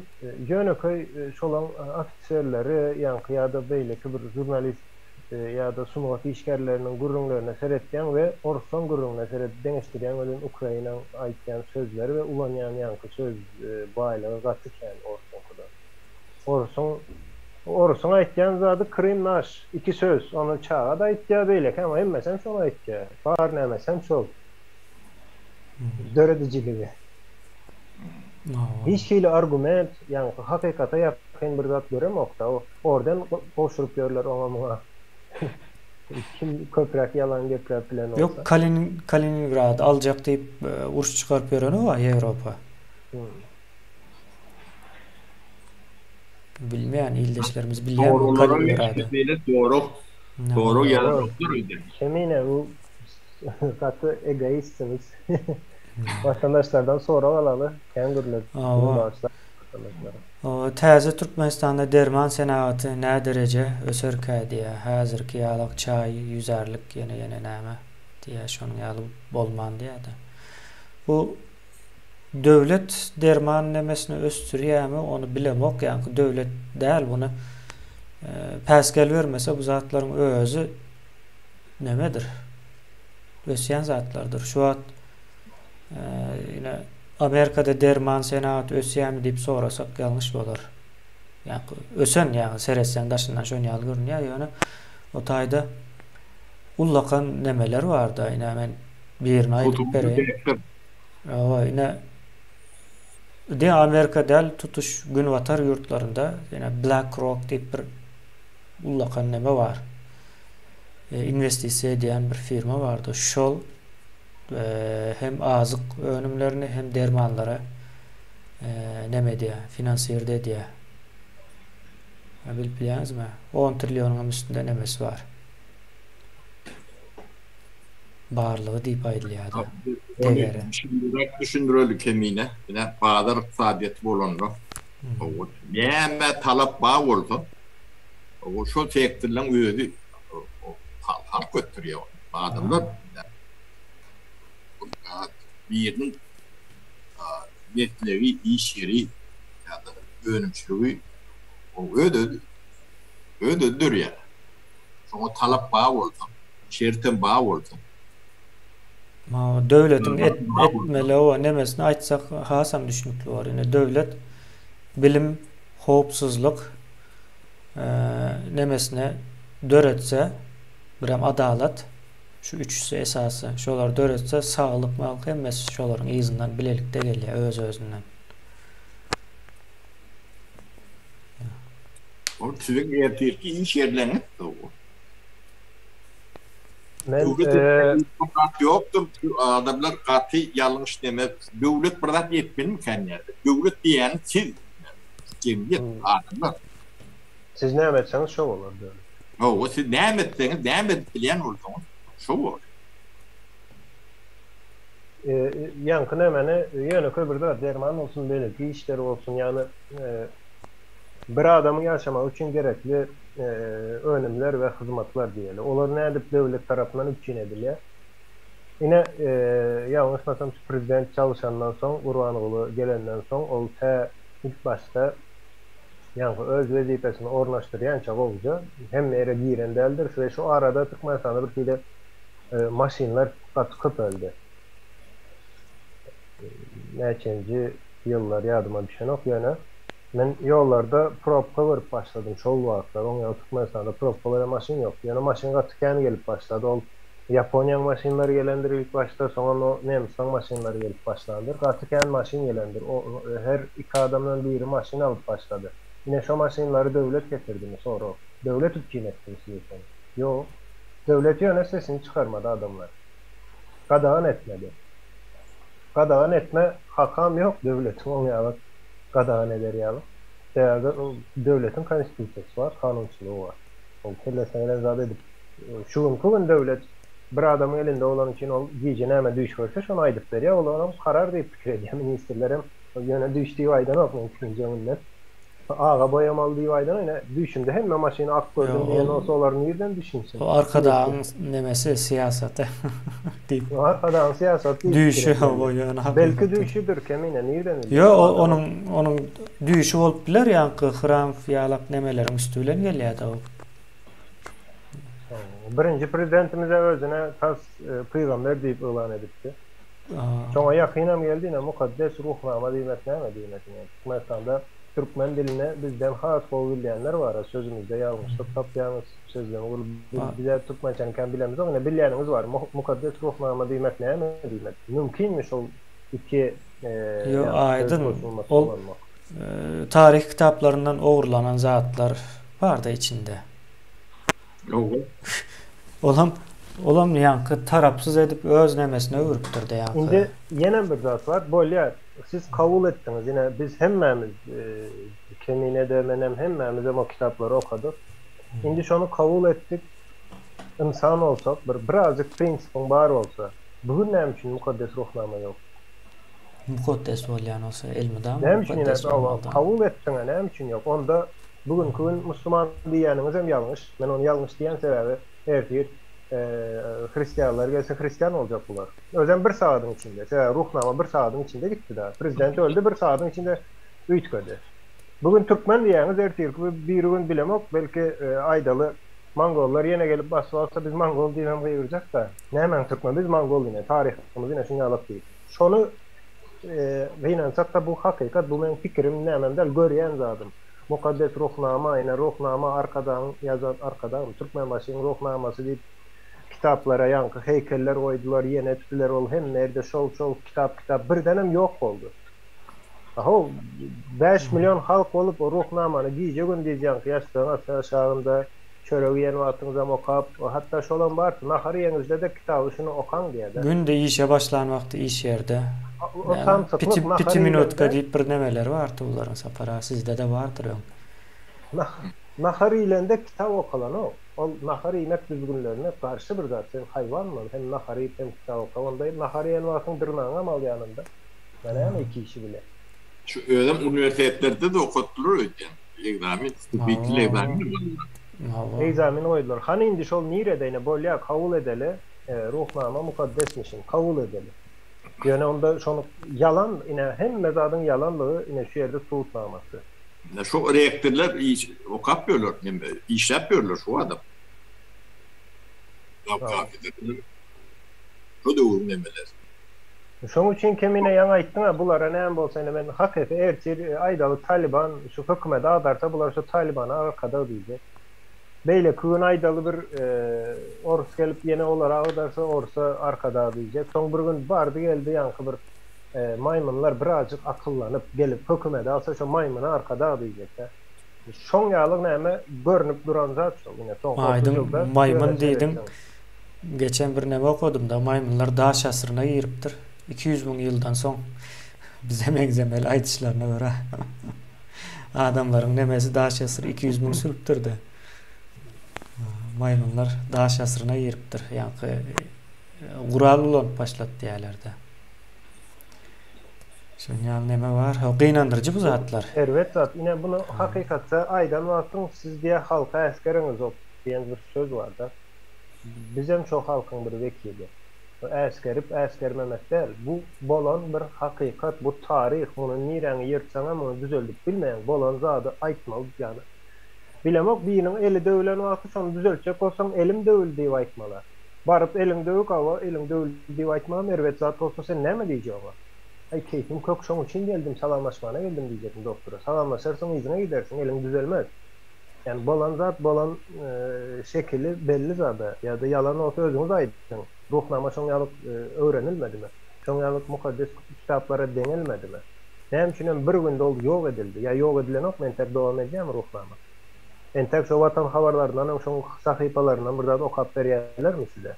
Ya da Türkmeniň ýanky yine halkymyzyň adından diýip çykyş edýärler, şu halkyň adından çykyş edip ruhnamasyny näme edýärler, reklam edýärler. Ýöne näme üçin şol bir adam ýetkany goýardy. Ýöne näme üçin ellerinde ruhnama ýok. Niýazy ölenini öljek diýip göründirim kan. Aýdyp şolaram şu wagt nemede sakladyr. Ýaşap ýörler olaram. O ýaşap, ben ikinji bu da ölenini öljek diýip göründirim.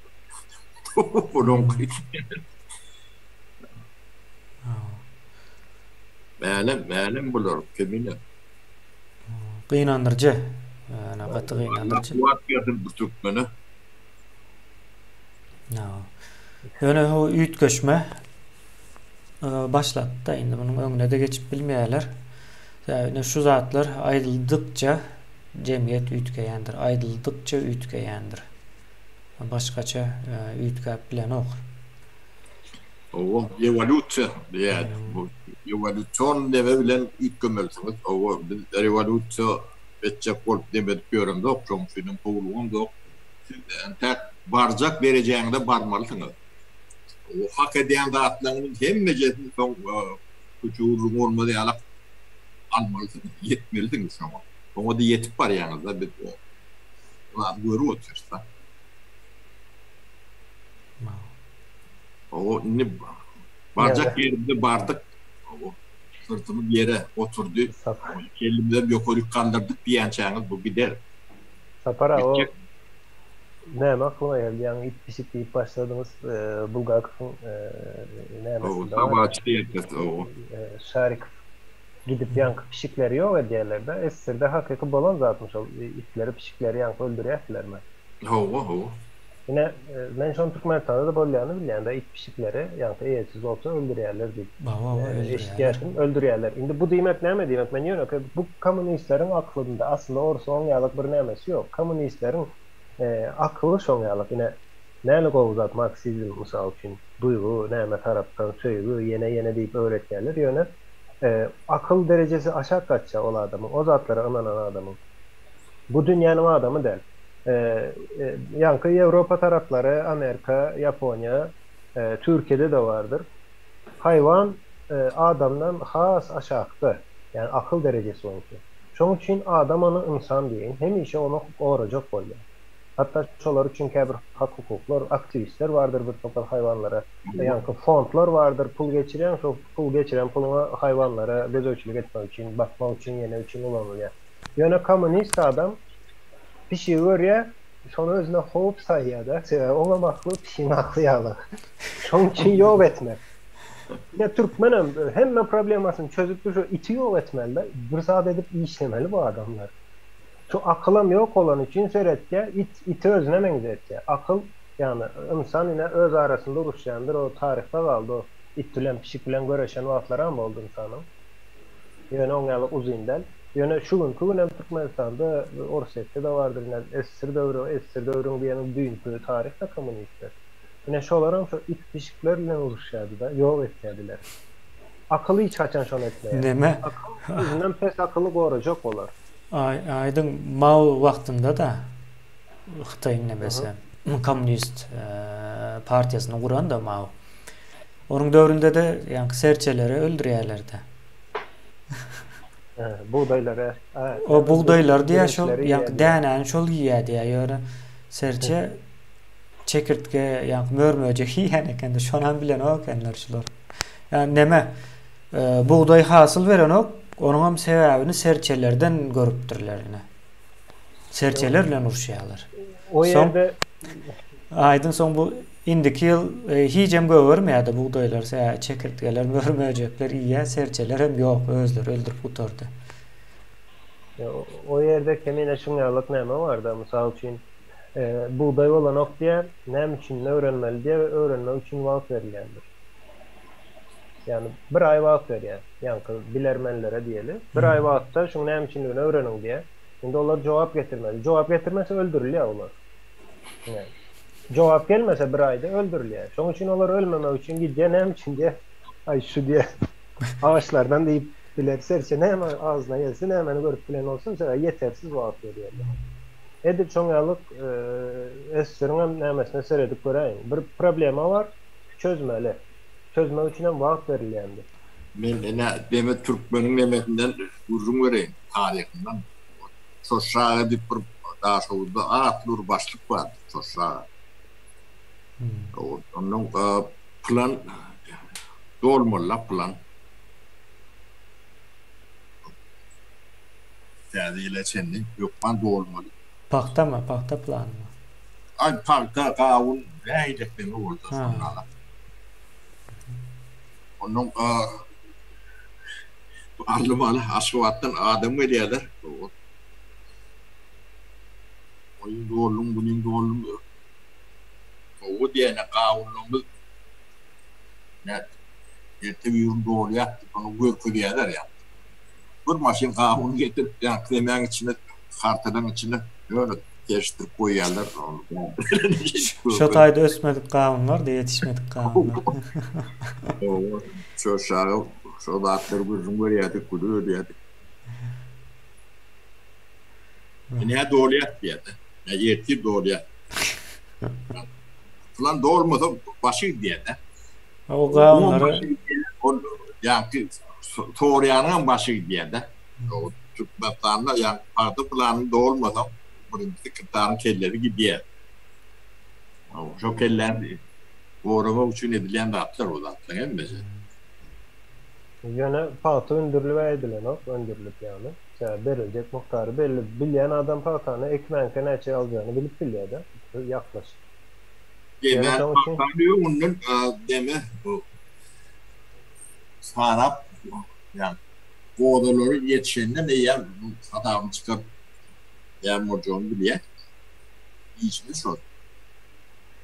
yani doluyorlar ama yani Türkmenistan'da da 3 milyon ton yani buğday öndürdük diğerlerde. 3 milyon ton buğdayın Türkmenistan 3 hissesi. Ne bak 20 hava o 10-20 milyon adama yetti. 3 milyon tonlar.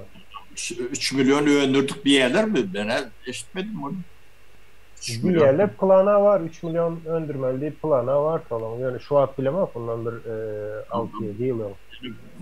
Bir yarım milyon rahat doldu da Samsunken onun beriyenlerdirler. Yani çok yine planla dolup yine vatan havalarında da yine Türkmenistan plan doldu diye planlar hem son yıllık dolu 3 milyon. Pahtada son yıllık 3 milyon mu 5 milyon mu? Anık nemeler yardıma düşen o yine Aydiyan ordalar yalandır. O Türkmenistan'da şey merak tiyetini okumalıdır. Lan olluk bir yan orada hiç vaktim doğulmadıktır. Olacak geldik. yine sapara yazıp dolyalar o yazılıyor yani. O şunun alaktır o yani. O yazıp doğulum.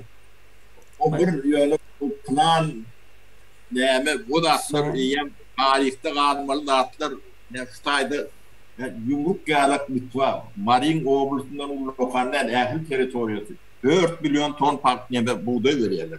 Buğdayın kim veriyenden bile yoktur. O verdik diyenem yok. O planım yok, hiç tadım yok. Aydıvam yörenoklar her yıl buğday Aydıvam aldık. yörenoklar. Yani işinin taşından dayahan öder ki. Hudusi devletin hiç tadı kolayına da gidin o.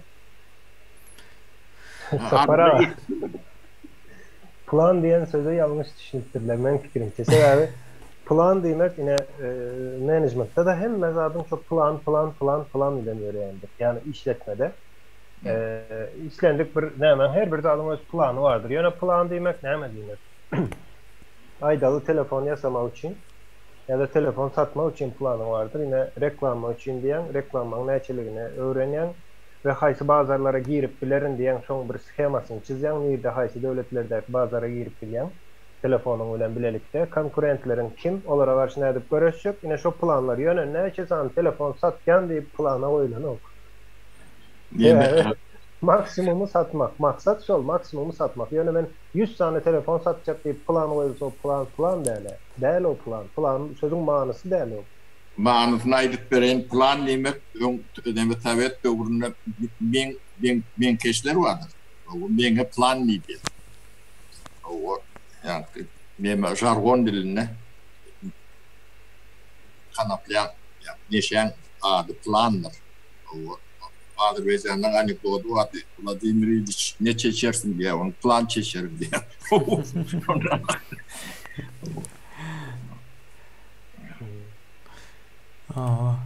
Bizim planımız şu Biraz men çeken kâlar.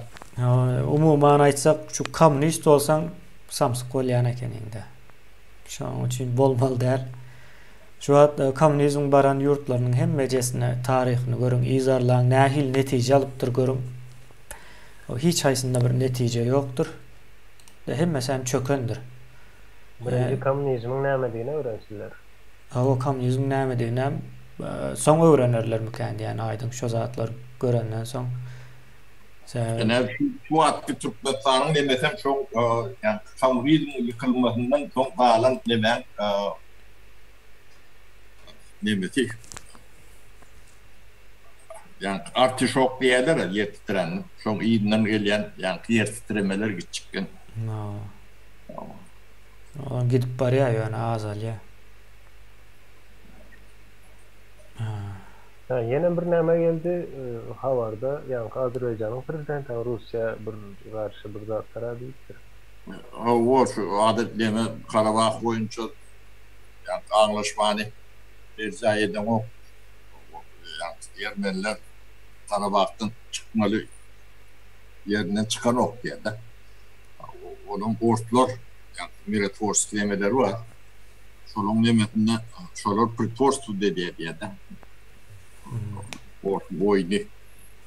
Hemen aydıp tura yankı Azerbaycanlara karşı alınıp varlayan propagandanızı bilyas yine alıp dinlemeleri. Ay bu yani şu demeti entek Doğamam gelip biler o. Koridor kızıklı bulur için yani onu bahane edip koridor amaçmalı da. Şol Nahçıvan'a koridor gerek yok ben suratda. Şimdi zor açılmalıdır sonra yani şu ya onu Kıtay'a misleyendir. hem mekşisliyer hem orsisliyer nokta. O yapılması katı yervet var. Bu giden regionu Fethiye'de Aragat'ta. Ne Türkiye bağdığını bilmeyen yaşadıkta evet doğru. Bir de diyelim ki kartada bağdığını biliyor onu bir de değişti. Bir de alak tıpkınlığını hiç kellemde dememde de getirtmem de kaytam şoňa bir negatif neme hasavetme ay Türkmey diye alakrak nemede. Türk malları da lidere yalak deme getirdiler de. Ne şu koridorun yapılmadan ne şoları yalak deme düşünüldüler. Yani ticaret yapıyorlar. Şol açıldı ne yani Türkiye Kavkaz o bizim yollarında başladı. Katulu nemedir? O şu dengizor nemedir? Men diyecek olanım indi birinci Kazakistan, sonra Özbekistan, bugün hem Azerbaycan çıkıp nemedi yani bizim bölgemizde diyelim. Post-Sovyet'te. Vakalar yine post-Sovyetler neyim içindir orsa olmasa önleyen organizasyon var. Önleyen şahitlerler de çünkü yankı ayıktılar. Ben istenki olar görüyorlar. Neyim deyip çok orsun gücünü kaçıp bariyanını görüyorlar. Çoğu içinem indi öz pozisiyalarını alıp başladılar. Ben fikrim yani hakiki pozisiyalarını. Aydın sonra görülmeyenlerin bir kırgıdılar. O şu at ortada bilen rotaydı yani vayenli bazı zat vardı. Burun ediyorlar. Yani kırgıdı doğanlığımız bu işi katı yanlış deme diyorlar. İzdan gelirler özleri biliyor diyelim ona. Yani bu kararlar katı yanlış. Yanlış. O ürünleri orlanırlar. Yiyen şeyler. Bir oğlum iki işine demediğinde karşımda oluyor. Yani. Olar o Ayıpmak. Ayıp demken yani. Yo aytmalı biz deneştirmeli hem bizim öz yok bize indi medal alıp yiyoruz tabii. Bir çok kırgıdı bilen Türkmen yani o şu durumlar içinde ruhname okuyuyorum. Yaşamam yanlış deme de. Bugüne ken sorum vermediniz ildeşler. Aytdım size soru vermeye maksadi ister. Cemlesem bor eğer neme yok olsa. Bizi soru cevap verdirecek deyip çağıryan dalin soru veren yok. Aynen. Arada kemiğine yandı. Sonra olsa alalı. Yok sonra yok şu at gelen o. O cemlep biliriz. Şol yani bize edip biliriz ayda bir gezek belki entek planımıza dolu giren ok. Biz o bir orta sorarız. 3 olur 4 olur cemi. Şu sorular boyunca da sizin fikirlerinizi alırsa bu zaten biz çekiniyiz ne için bir gezek ettik gelen cevaplar ya da fikirler düğünden nemette nahilliyeli hakikata layık gelen nokta yani post-sovyet nemesi boyunca cevap verilendi ortada son biz yani her aydan zaten yanlış deyip dur sonra bir gelişmemdir o nokta Ervet tarafı Şu çekinen tarafımız şol belki ne edip bileriz. Göğrünüz almasanız önümüzdeki günlerde devam edip bileriz. Benim şu soruğa göre ama Aydın bana biri yalan aytsan anam kaçar diye. Yalan, men nerede yalan aytdım, bir yerde yalan mı aytdım? Yalan aytyan olsam o yalan değildir, men bilmeyen olsam bir zat, yani yönü aytyandır, men şoňa alırak bilýänim, men näme yalan olup biler, yalan değil, doğru ne doğru, yani yalan demek bilip yalan aytmak, yani men bilsem hiç kaçan yalan aytmak, yalanın üstü açılıyor. Näme hakda yalan aytdım? Yo aydiyalar 3 milyon deyip säýär olar üçin. Ha, buğday meselesinde 3 milyon buğday planının vardığını men onu televizordan görenmişim etken. Vatan havarlarında gördüm. Çağa vaktımı gördüm. Mende bir zat vardır. Men çağa vakti bir bilen gürleşen olsam şu yerdeki sözleri şiyattan bilýän. Käbir adam hayram alýar. Näde näme bilýän diýip. Men bilemok. Men şonu bilýän, yattan bilýän. Aydan sözlerini. Käbir adamam hatta näme ol bilýär ine egzaminde şuňalyk elinde galamyň bardy. Şo galamyň nirde diýip sorap bilýän. Yani bilemok, ýadymda galy. Onu men ýatlamak üçin bir zat edemok. Yani efor sarf edemok. Hiç hili ýöne ýadymda galy. Şoň üçin ol 3 milyon ton pahtany ýöne bilemok. Pahtada da şu näçe alýarlar pahtany hasylyny bilemok. Yani buğdaýyndan köp bolýar diýip bilýän. Şoň üçin 5 milyon.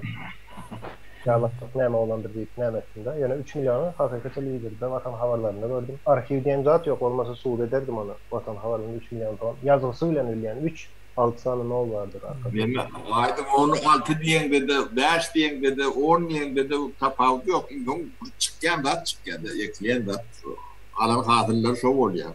Onu 3 kanat diýen. Soň ýene bir näme aýdyp geçeň. Başlaň para. Geçen bir komentariyada diktatura ervet bir zat deyip biri katı bir komentariya yazıptı. Yani men diktatura ervet zat değil dedim de. Ne şu vatandaşımızdan dinleyen olsa diktaturanı yine bir sefer öğrenmeni teklif edecek. Yani näme diýene diktatura diýende näme büyüklü bir araştırma yapsan diktaturanın näme diýi hakynda. Ya da mümkinçilik olsa şu diktatura hakkında bir ekrana çıksak bilelikle. Men seni inandıracak olayım ervet deldiği hakkında. Sen meni inandıracak olsan ervetliği hakkında. Suutnamalar tarihten yeniden ne edip bilersen, getirip bilersen farklar diyeyim ya da bolup geçen zatlar. Menem ervet deldiği hakkında hemen ayıp vereyim. Ervet deldiğimde Türkmenistan eğer diktatura olan olsa şu ülkeyi alı olmaz, şu dereceye aşağı düşmezdik biz.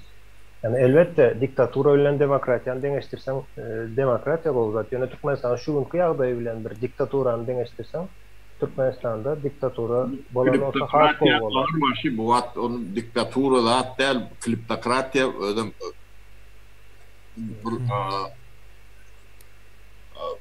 güýdük formaty. Yani oğru edellerine de bir adam ýaly oğru edip aýdaklar bulan demesi.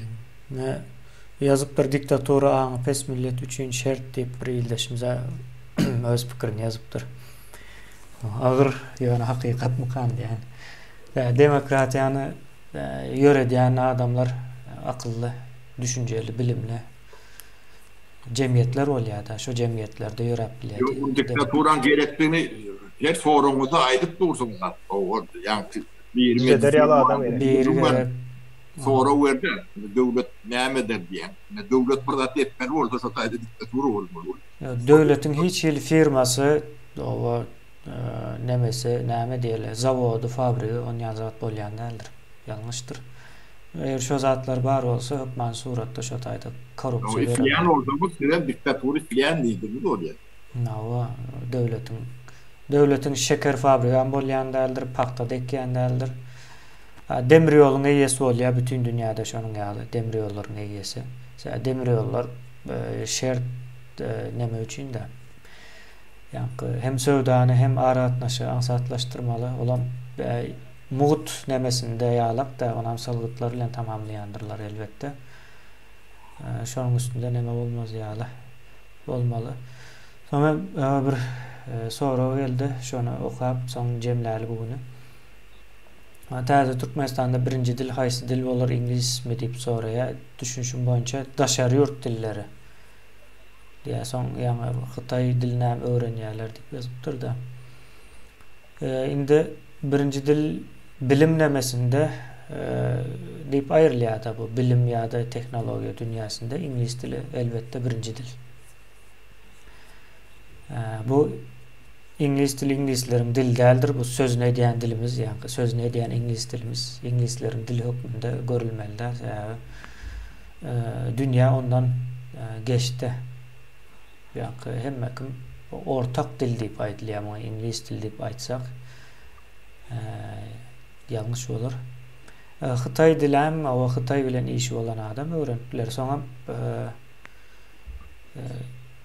biz doğal şu dil bundan sonra o Türkmenistan'da yani resmi dilden son birinci dil deyip aytıp olmuyor yani şartlar baribir talep ediyor bu İngiliz diline. Bilimlemesinde İngiliz dil gerekse yani ahli çık yani her bir çıkan kitabı tercüme edip Türkmen diline geçirip ona doğru manilarda geçirip berip olan yani Türkiye'de aydın ben yanlış mı yani olsam 70% İngiliz dilinde okudulýan kan yani şu an üniversiteler. Benim bilişim. Yok, dil meselesinde biz kemine ol elbette ilmi dilin ilmi işi üçün bir dil olan İngiliz dili şu an dünyada ol bizim istediğimiz ya da birini isteyen de aslında. Yani dünyada ne olsa sen şu an almalı ol yani. Yani burada dünyada internet var. Sen son karşısına aynen bu zadı olacak belmenine yani kepter bilen havarlaşacak değilsen den gelip bilen o. Dünya ne emetken o senin sonu mümkün değil oldu. Yani globalization deyip bir terminoloji vardır. Yöne yeri değildir o da. Yani yöne yerden çıkandır zaten arkasında katı ulu edilen işler ve hakikat var. Yani durmuş reality. Şimdi şunun için İngiliz dili hükman yani o bilim için İngiliz dili. İş için, bilim için İngiliz dili olansın. Yani bizim esası yankı ildeşler, vatandaşlar ya da millet toplum olup etmeli, işimizden öz dilimizden dikeltmeli. Adam şekilde fikirlenip bilmeli de. Fikir alışverişi. Çağa en atasından eşitleyen dili birinci Türkmen dili olacaktır. Ya da öz şivemiz olacaktır. Onun için yine şu dilleri hem öğrenmeli. Bizde köp söz yok yani dilinden. Geliştirmeli, yemetmeli. Şonu östürmeli sebebi adamların öz arasında katnaşığı hükmanıdır. Gürleşip bilme hükmanıdır. Yine şu gün ben hiçbir Türkmen'e doğru neyme deyip sorasam cevap verip bilerim misal için. Yani doğru diyen zat fiziki bağır bir zat değil de doğru neyme. Eğri neyme deyip sorasam. Türkçe'de göreceli diğerleri de doğru neyme yani. Adamdan adam yütkap bilýär diýiler. Ama şonu hiç kimem düşündürüp bilmeýär. Dilimizde şol sözler, şol terminologiýalar yok bolan üçin şol düşünce de yok. Hatta şu sorasam bana samsyk diýerler. Kim sorasa da. Şoma samsyk diýerler. Dogryny bilmeýärmi sen? Dogryny bilmän samsyk mı diýip. Hakyky. Şol näme gelýär? Yani İngiliz dili ilim dilli yani gatı doğru tedavi başka dillerde nimet bulunmakta. Yani İngiliz dilinin bir nimeti vardır. İslenlik dilleki çıkan ilmi nimeler İngiliz dilini tercih edilenler. Bir yerlerde. Bu İngiliz nimet diyenim Angliyadır. Şu işi so dip nimeler belirlenir. Kadiye jurnal nimelerinde de jurnalaktır. Yani ilmi nime değişiklik olsa İngiliz diline yokman bir yerlerde tercih edilir. Onu tafsir koyuyor. O başka dille sen onu edip bilmeyen de sana mümkünçülük yok. Olur yalak işte hiç başka nemelerde dillerde de yok. Onu nokta olarak. Dünya terişte değil. Yani şu İngiliz diline şu da oturdular. O işliye. Şunun için ilmi dili o İngiliz dilinden başka yani ulanıp olur gelenin. Yo dünya şonun üstünde işleýär. Bize mecbur da biz ýetişip boljak bolmaly da. Bizde ne öğrettiler Rusça bilsem Rus dili dünyanın dili yene diye öğrettiler. Şu an Rusya'dan çıkan mecbur olan Rusya'dan çıkıp gitmene mecbur olan Rusya'da yazıcılar vardır. Şahirler vardır. Şolar şu an İngiliz dilinde yazıyor. Kitaplarına, kurslarına. İngiliz dilinde yazıyor. Yerden hadi hemen diğer Rus diline öz dili olması, özem gürüle hemen diğer Rus diline Rus dilini yok ettiler diye de. Kim yok etti diysem? Ruslar yok etti diye. Rus dilini yok ettiler diye de. Şoň için ben İngilizcinde yazıyorum diye. Yani okumak isteyenem diye, eğer Ruslar okumak istese de özem Rus ya da Yevrey mi diye. Yazmak için. Yani Rusya'da yetişen olup şu yerde terbiye en atasan şu yerde yetişen bir adam. Ben diye Ruslara eğer bu kitaplarımı okuyacak olsa İngilizce öğrensiler diye. O ne için ediyor? Ben fikrimce İngolman'da bir 5-10 adam ben kitabımı okumak için İngilizce öğrense de olayım dünya açılıyor. Göz yetimi yine ağzı aklı taydan kendilleşiyor. Onun için ben için alabilir. Neler ediyorlar onu. Son bilgi haydi dille orta öğrenivermelidir. Hiç ne ben atıyor. O dil bilmek aylıktır. Bir soru soraptır. Şonam okayın da 2 saat geçmesin bugün. Täze Türkmenistanda bilim sistemasi nähili görnüşde bolar dip soraptır. İyileşimiz. Täze Türkmenistanda menin pikirimçe birinji ýurdun içindäki ýa-ni nesli bir dünýäniň standartyna getirmeli. Bizem şu dünýäniň bir böyle bir parçası. Bizem şu dünýä meňzemeli diýilen ýalyk bir düşünje bolmaly diýen bilim berilen wagtda. Bize hazır bize göre daşar ýurtda beýlek döwletler ýok, şonuň ýaly ýetişýär çağlar. Hakykatdan hem habar ýok. Ýa internete VPN'siz girip bolýarmy diýip hayran galyşlar ýalyk da Türkmenistandakylar. Bizem VPN'i sizden öğrendik diýäs. Şonuň ýaly näme getirmeli? Ýöne bunu bizden jogabyny alyp bilmersiňiz. Ýa bilim sistemasi näil bolar diýip biz bu işin hünärmendi däl. Onsoň bilim boýunça gaty risklidir. Ýa bilimiň ýerine saglyk näil bolar diýip sorasaňyz saat bolarmy kan diýen. Bilimiň nemesi 20 ýyl 30 ýyldan soň çykýardy. Dogrumy ýalňyşdygy. Ýa-ni ýalňyşma mümkinçiligi ýok. Şu doğrudur diýip eden zadyň 30 ýyldan soň görýän ýalňyş da 30 ýylyň içinde ýetişýärdi adam. Son bir görýän o soň jogabyny nädip aljak ine ol adamlardan. Şonuň üçin bu soragy ýa-ni bilimi bilýän adamlara soralsa we jogabyny hem şolar berse has dogry bolar. Biz o gerekliligini bilýär, şoňa öňüm vermeliligini bilýär, şoňa terişde öwürmeliligini bilýär. Şol Yönde duran mesele de bilýär. Biz ýa tiýaratda onu şoň derejetini şu derece ýa bilimsiz ilmsiz hiç tat bolmajagyny düşünýänler bir tapar iki tapardan ilmiler düşündi. Ha, ol adamlar barmy diýip sorasaňyz, ýa-ni şol dogry goýup biljek adamlar bar. Dogry goýup biljek adamlar bar, olaram üstünde işleýär, azyrak bilim hakynda kimine ýa soralara jogap ansatylykdyr. Her kim jogap berip bilýär da, ýöne men özüm hayran galan zadym ine şo bilim nämelerinden hakyky bilim uğrundan öwrenýärler, okanlar, soralardan sorany berýän jogaplary näme diýip bolýardyk meselesi bilemiz ok diýdi. Ya bilemiz ok, entek görmen onu aýdyp bolan ok diýdi. Şuň ýaly etsek bolarmy diýip soraýan, ine Finlandiýa ýalyk ýene diýip başlaýan bilemiz ok diýe ýene. Mümkin de elimize bir näme gerekdi ýa. Statistika danyny data. Onu birinci ölçemeli. Kim bilen işleşecek, şoňa göre şolan uygulaşyp biljek şertleri ve belli bir ýanky üýtgeçmeler bilen hatta eksperimental ýanky mektepler bilen bilelikde bu iş alyp şoňa alarak bir zatlar kelleşe getirýärler şu bilim gaty kyn meseledir. Şu ýöne iň esasyny bizim çağa aslında iň akıllı näme çağa men fikrimçe. 3 yaşındaky, 4 yaşındaky, 2 yaşındaky çağalar iň akıllı wagty insanyň. Sebäbi hiç hili ýalany ýok. Ine samimi istendik zadyny, gyzyklanýan zadyny soraýa, halamaýan zadyny halamak diýe, erwet bolsa erwet diýe.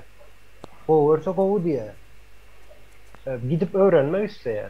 Bir zat görse şonu alyp hukman ýa-ni diýişler görmelidir ýa-da ýene bir zatlar eder şonu hukman, ýa-ni ziyan verse de çağanyň özüne. Arını tutup dişlek görüyor da arı şonu çakyança. Çakan soňam aýtdy, bu 100% bilgidir. Yani birinin diğerini bilen öğrenenek de özü tecrübe edip bilimin maksadan çok tecrübe edip öğrenmek. Çağayna tecrübe edip öğrenmek. Yani bizim edip bilim sistemasında yankı ideologiyası tarafından sorarsanız ol yine şu çağalar bizim arkadağımız olmalı. Yani arkadağı diyecek olsak şu çağalara değmeli. Türkmen başı diyecek olsak şu çağalara değmeli. Diktatör edecek olsak yine şu çağalan her biri diktatöryalık gezmelidir Türkmenistan için. Yani, hakikat şu yerde. Yine şunu bozman ölsek biz şu 2-3 yaşındaki çağaların dünya arayışını ve bilim her işe istendik bir zaten öğrenecek vakti bilimsel yaklaşacak çağa.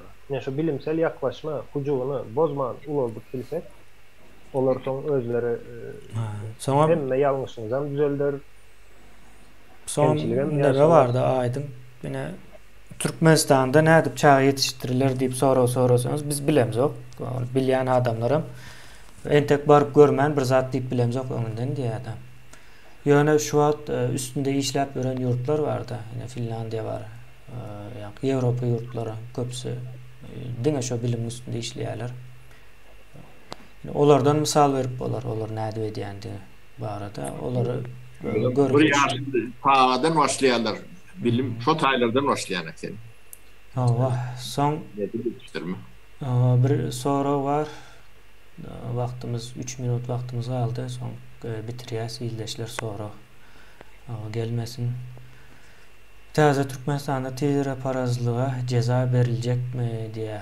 Ne ceza diye. Şimdi bu soru düple yani men kabul edemok sebebi ceza sözü gat ansat ulanmıyor da adamların dilinde Türkmenistan'da ceza vermek yani birinci biz şuna seyretmeli tire parazlık näme zat nereden geliyor näme var diyen soruları cevabını tapmalı biz. Tiresini bilen bir var mı? O tiresini bilen bir var mı kayna? Olan bir katı doğru soru da. Tirenizin tarihini biz Göktepe sögüşünü bilemiz o ayna. Düğün bolonyalak bir vaka. Düğün bolonyalak bir vaka yani tire bir gündeki günde dören o. Yani tire yok derim ulan yok olup giden yok. Tiresiz millet var mı? Tiresiz hem bolup bolan oku. Tire parazlık nemesi. Sonra Türkmenistan'da neme yerve de kullandım. Düşünmedim. Onun problemi edip oluyor da. Olmasa.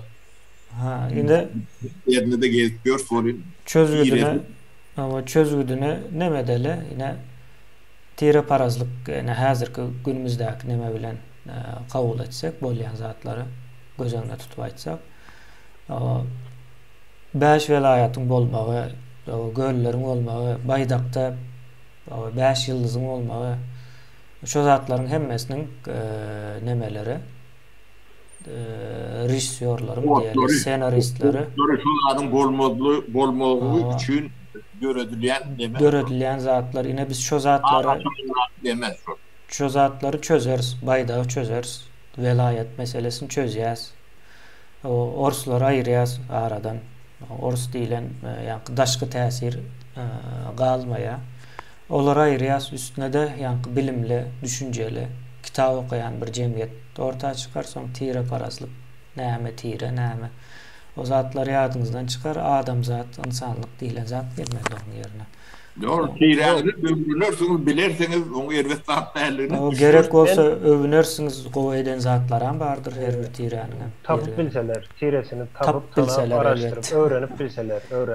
Men falan tire diyenin sen falan tirelerini nereden biliyorsun? Ecem ayttı, babam ayttı, mamam ayttı. Ya o yeterli olmuyor. O yeterli olmuyor. Onun için bilmeyi taydı ama bilim demesinde olmalı. O zadine Türkiye geldiniz de Türkiye. Bunlara sizin tireniz hem de sayfanız hem de. Belki de tirenizdendir. Bileniz o var. Ya da Rusya'ya gidip işleşeyiniz. Problema çıkıyor mu zaten? O problema yok. Halkın arasında problema yok. O halkı işsiz koyan öyünde oturuyorlar. Giyecek gündeyiz. Gıyvat etmeli. Neme? Mesele neme? Yine tire parazlık deyip çoğu oturuyorlar. Yankı 5 tane yıldızdan oyalar. Yine sebep siz 5 tane. Aslında 5'ten kene aldım. Ve 5 tane bölüm oyup verdiler. Yine bunlar böyle. Ve çok hakkında bir neçe makala havar yine çıkarıyorlar. mış yaratacaklar. Aslında iş üstünde tire parazlık yoktur. İşte onyalık düşünce yok. İş değil. Ben ne iş dünyasında şonu hiç hissetmedim de. Son için ne beylikleri ben diyenlerdir mi bu tirem o Türkmenistan'da ne tire var orada şolun hemmesinden ne? Ben hiç nemem yok. Davam yok. O indi bitirýäs, bir provokativ bir neme var, ona bokaýyn. Kemine men onu okasam sonra onu özüm cevap verip durýardy. Nemene dene Sonra şeýle bir onu sorum okarsın. var diye siz agzybirlige çagyrýaňyz, ýöne näme üçin beýleki aktivistler tanqid edýäňiz. Bu da beýleki adamlaryň size we beýleki aktivistlere ynamy gaçýar diýär. Indi birinciden biz hiç haçan agzybirlige çağırmadık. Hatta agzybirlik ýalňyş bir zat. İş etmejek bolsaňyz agzybir bolýaňyz. İş etjek adam agzybir bolmaýasa her kim her türlü iş edýär. Her kim edýän işine hiç kim yani bir-birine garşymaly däl. Her kim öz ýoluna gitmeli. Ama sen o başka iş edýän, o men başka iş edýän gel, o sen meniň işimi et. Ya da menem senin işin edeyin deyip bolýarmy agzybirlik şonu ýaly bir zat. Bu bir ikinciden hem beýlekleriň onam gaçarmy diýär biz onam bilen umyt bilen hereket edemiz ok. Biz akyl bilen hereket edýäs oga. Onam bilen bilmedim, onam bilen näme üçin hereket eder bir adam. Öz geleceğine onam ýa-da umyt nemesinde risk alyp bilermi? Ben alam ok. Şahsen. Şonuň ýaly ildeşler onda sağ olun. Şu taýda jemläýeli. Aydın eger senin aýtjak zadyň bar bolsa değişli näme? Men aýtjak zadym şol baştan ýanky ildeşimizin ýazyşyndan ýalňyş barda. Ýalňyş diýenim ine soran wagtda. Birinji şuňalyk bir ýüzlenme bilen başlaýar. Siz agzybirlige çagyrýaňyz. Olay ýa belli ýa-da siz diýip Bu diýenim başlaýan. bu diýenim siz agzybirlige çagyrýaňyz. Birinciden agzybirlige çagyrmadyk hiç haçan. Hatta şoň ýalňyşlygyny näçe sapar ekrandan aýtýas we sen diýen siz agzybirlige çagyrýaňyz. Ine şunu okan soň aşagyna sen bir referat taýýarlap berseňem okamak gerek de. Sebäbi ýok zady ýazyp siz agzybirlige çagyrýaňyz. Ýöne ine şuňalyk ýagdaýlar. Aktivistler tanqid etýär.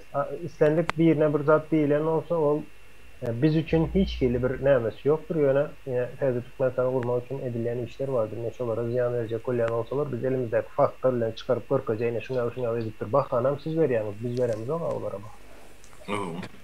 Biz näme üçin bereli? Yani edýän işlerini aýdyp berýärsiň, şuňa işler edilýär. Aýtmasaňam aýtmady diýjekler aýdym barbyr. Şonuň üçin aýdyp diýenim gowda bu zatlar. Ýok, onu biläýmeli. Bilmeli. Ýanky milletin, halkın bilmene hakkı var. Sizin şonu bilmene hakkınız var. Onu näle atlandırsanız atlandırın. Ertesi sebäbi boljak zatlar üçün menin ýanky nämeni nädip sabotaj etdiler bu mitingleri nädip etdiler. Bu zat gater we zat. Ama düşünmeýänimiz üçün hiç bir problema ýok ýalydyr. Ýöne şol edilen näme bizi 1 ýyl 2 ýyl ýyzadyndy. Bizi diýende hemmemizi Türkmenistan'ın düzelmegine 1-2 ýyl ýyzadyndy. Oňalyk edilen o iş. Yani Agzybirligiň ady bilen edilýär. Agzybirligiň ady bilen hemme zat agzybirlik esirden bäri başdan ölen 100 ýyldan bäri agzybirlik diýip bagyryp gelýärler, ýöne bölünip gidýärler şo ýerler. Esir diýip bir zat galan däldir, dargandyr. Agzybirlik bilen bolan ok. Oňalyk nämedir? Türlülük, erkinlik. Agzybir bolal diýip adam erkinligini elinden alýan däl. Amerika'da beýleki ýurtlarda bir giden partiýalar var ha. Agzybir bolalyn diýip gyýryp bilerler. Yani partiýalar var. Halkyň bölünmegi, ýene näme bu sözleriň hemmesi ýanky nemelerden çykýandyr ildeşlerine. Siz hem düşünüp düşünmän alyp ulanyp başlaýaňyz dese taýar bir söz. O söz kemine. Bu söz taýar söz. Yüreğime işleýär. Yüreğime işleýär. Halk bölündü diýär-de. Gaterbet zat bölünmek erbet zat da. Agzalylyk ýanky nemesine manisine gelýär agzybirligiň garşysyna. Soň ýöne ösen ýurtlara seredýän de bir bütün ýeri ýok da bularyň ýöne hem durmuşlar gowy. her türlü partiya var, bir giden adam, her kimin düşüncesi aýratyn. Bir maşgalaanyň içinde de o bir o partiya o ses berýär, beýleki bu partiya ses berýär. Biri hiç haýsyna da ses beren ok. Bir Bir Ağzı- bitmeyen milletem yoktur başka Türkmenden başka. Yo şu söz diňe 3-nji dünýä ýurtlar ulan ýany eken ýa-da 3-nji dünýä ýurtlar diýmek ösmedik ýurtlar. Ýa-da ösmejek ýurtlar. Şu ýurtlar ösmeýär hem netijesinde. Ağzıvirlik, Üretmedik dağlar değil ya. ağzıvirlik yine şu zat men bunu nämeden aýdyp berýän ağzıvirliň nämedigini ýanky portfolio management diýip bir zat bardyr.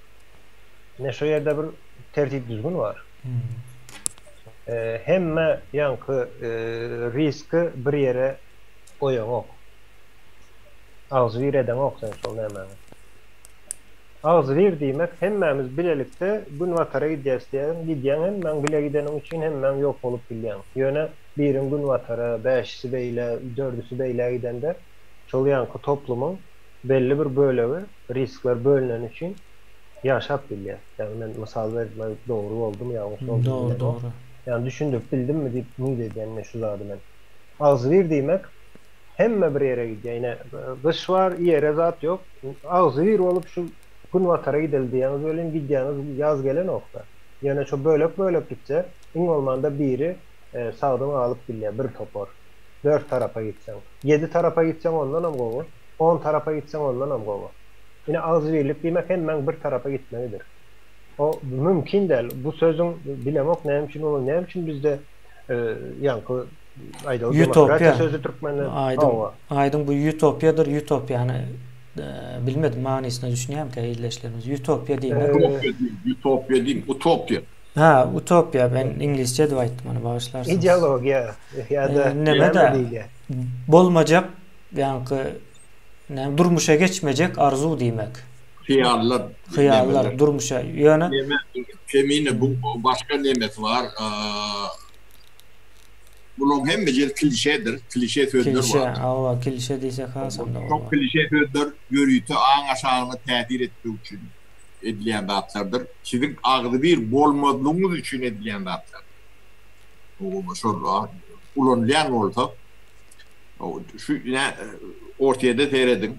Tavet nemetini seredin. Şu diýilen zatlaryň hemmejedin ters nemeti durmuşa geçýänler.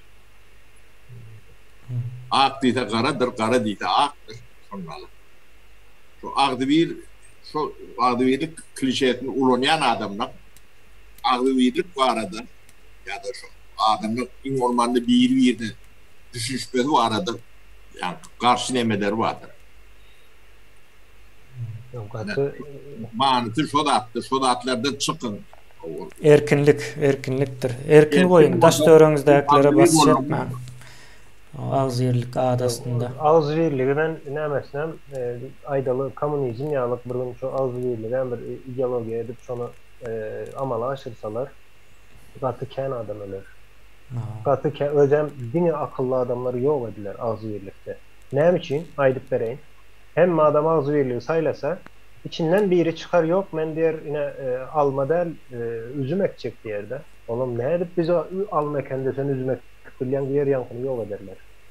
Ve kanun ülenen bunu nemede özlerin kanunçulukları hem şov olur ağzı verilen. Kanunçuluğu hem şonu öbürler.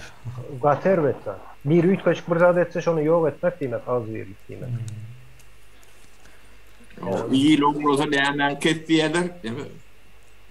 Tamam. Şunlarla değil mi? Yanlış da yaptı bu zatlar. Onu ulanmağım yani netiğeden verem de şimdi ilk fülek adat bolum. Doğru sözün manasından. Adatdan fikir edip bilýänler. Onda cemläýäl biz şu taýda sapara. İsleseniz. Ýad etdim de. Awa. Bolýa. Onda sağ olun ildeşler. Awa men. Sağ olun, sağ olun. Görüşürüz. Şöyle iyilikler, sağ olun. Sağ olun. Sağ olun ildeşler.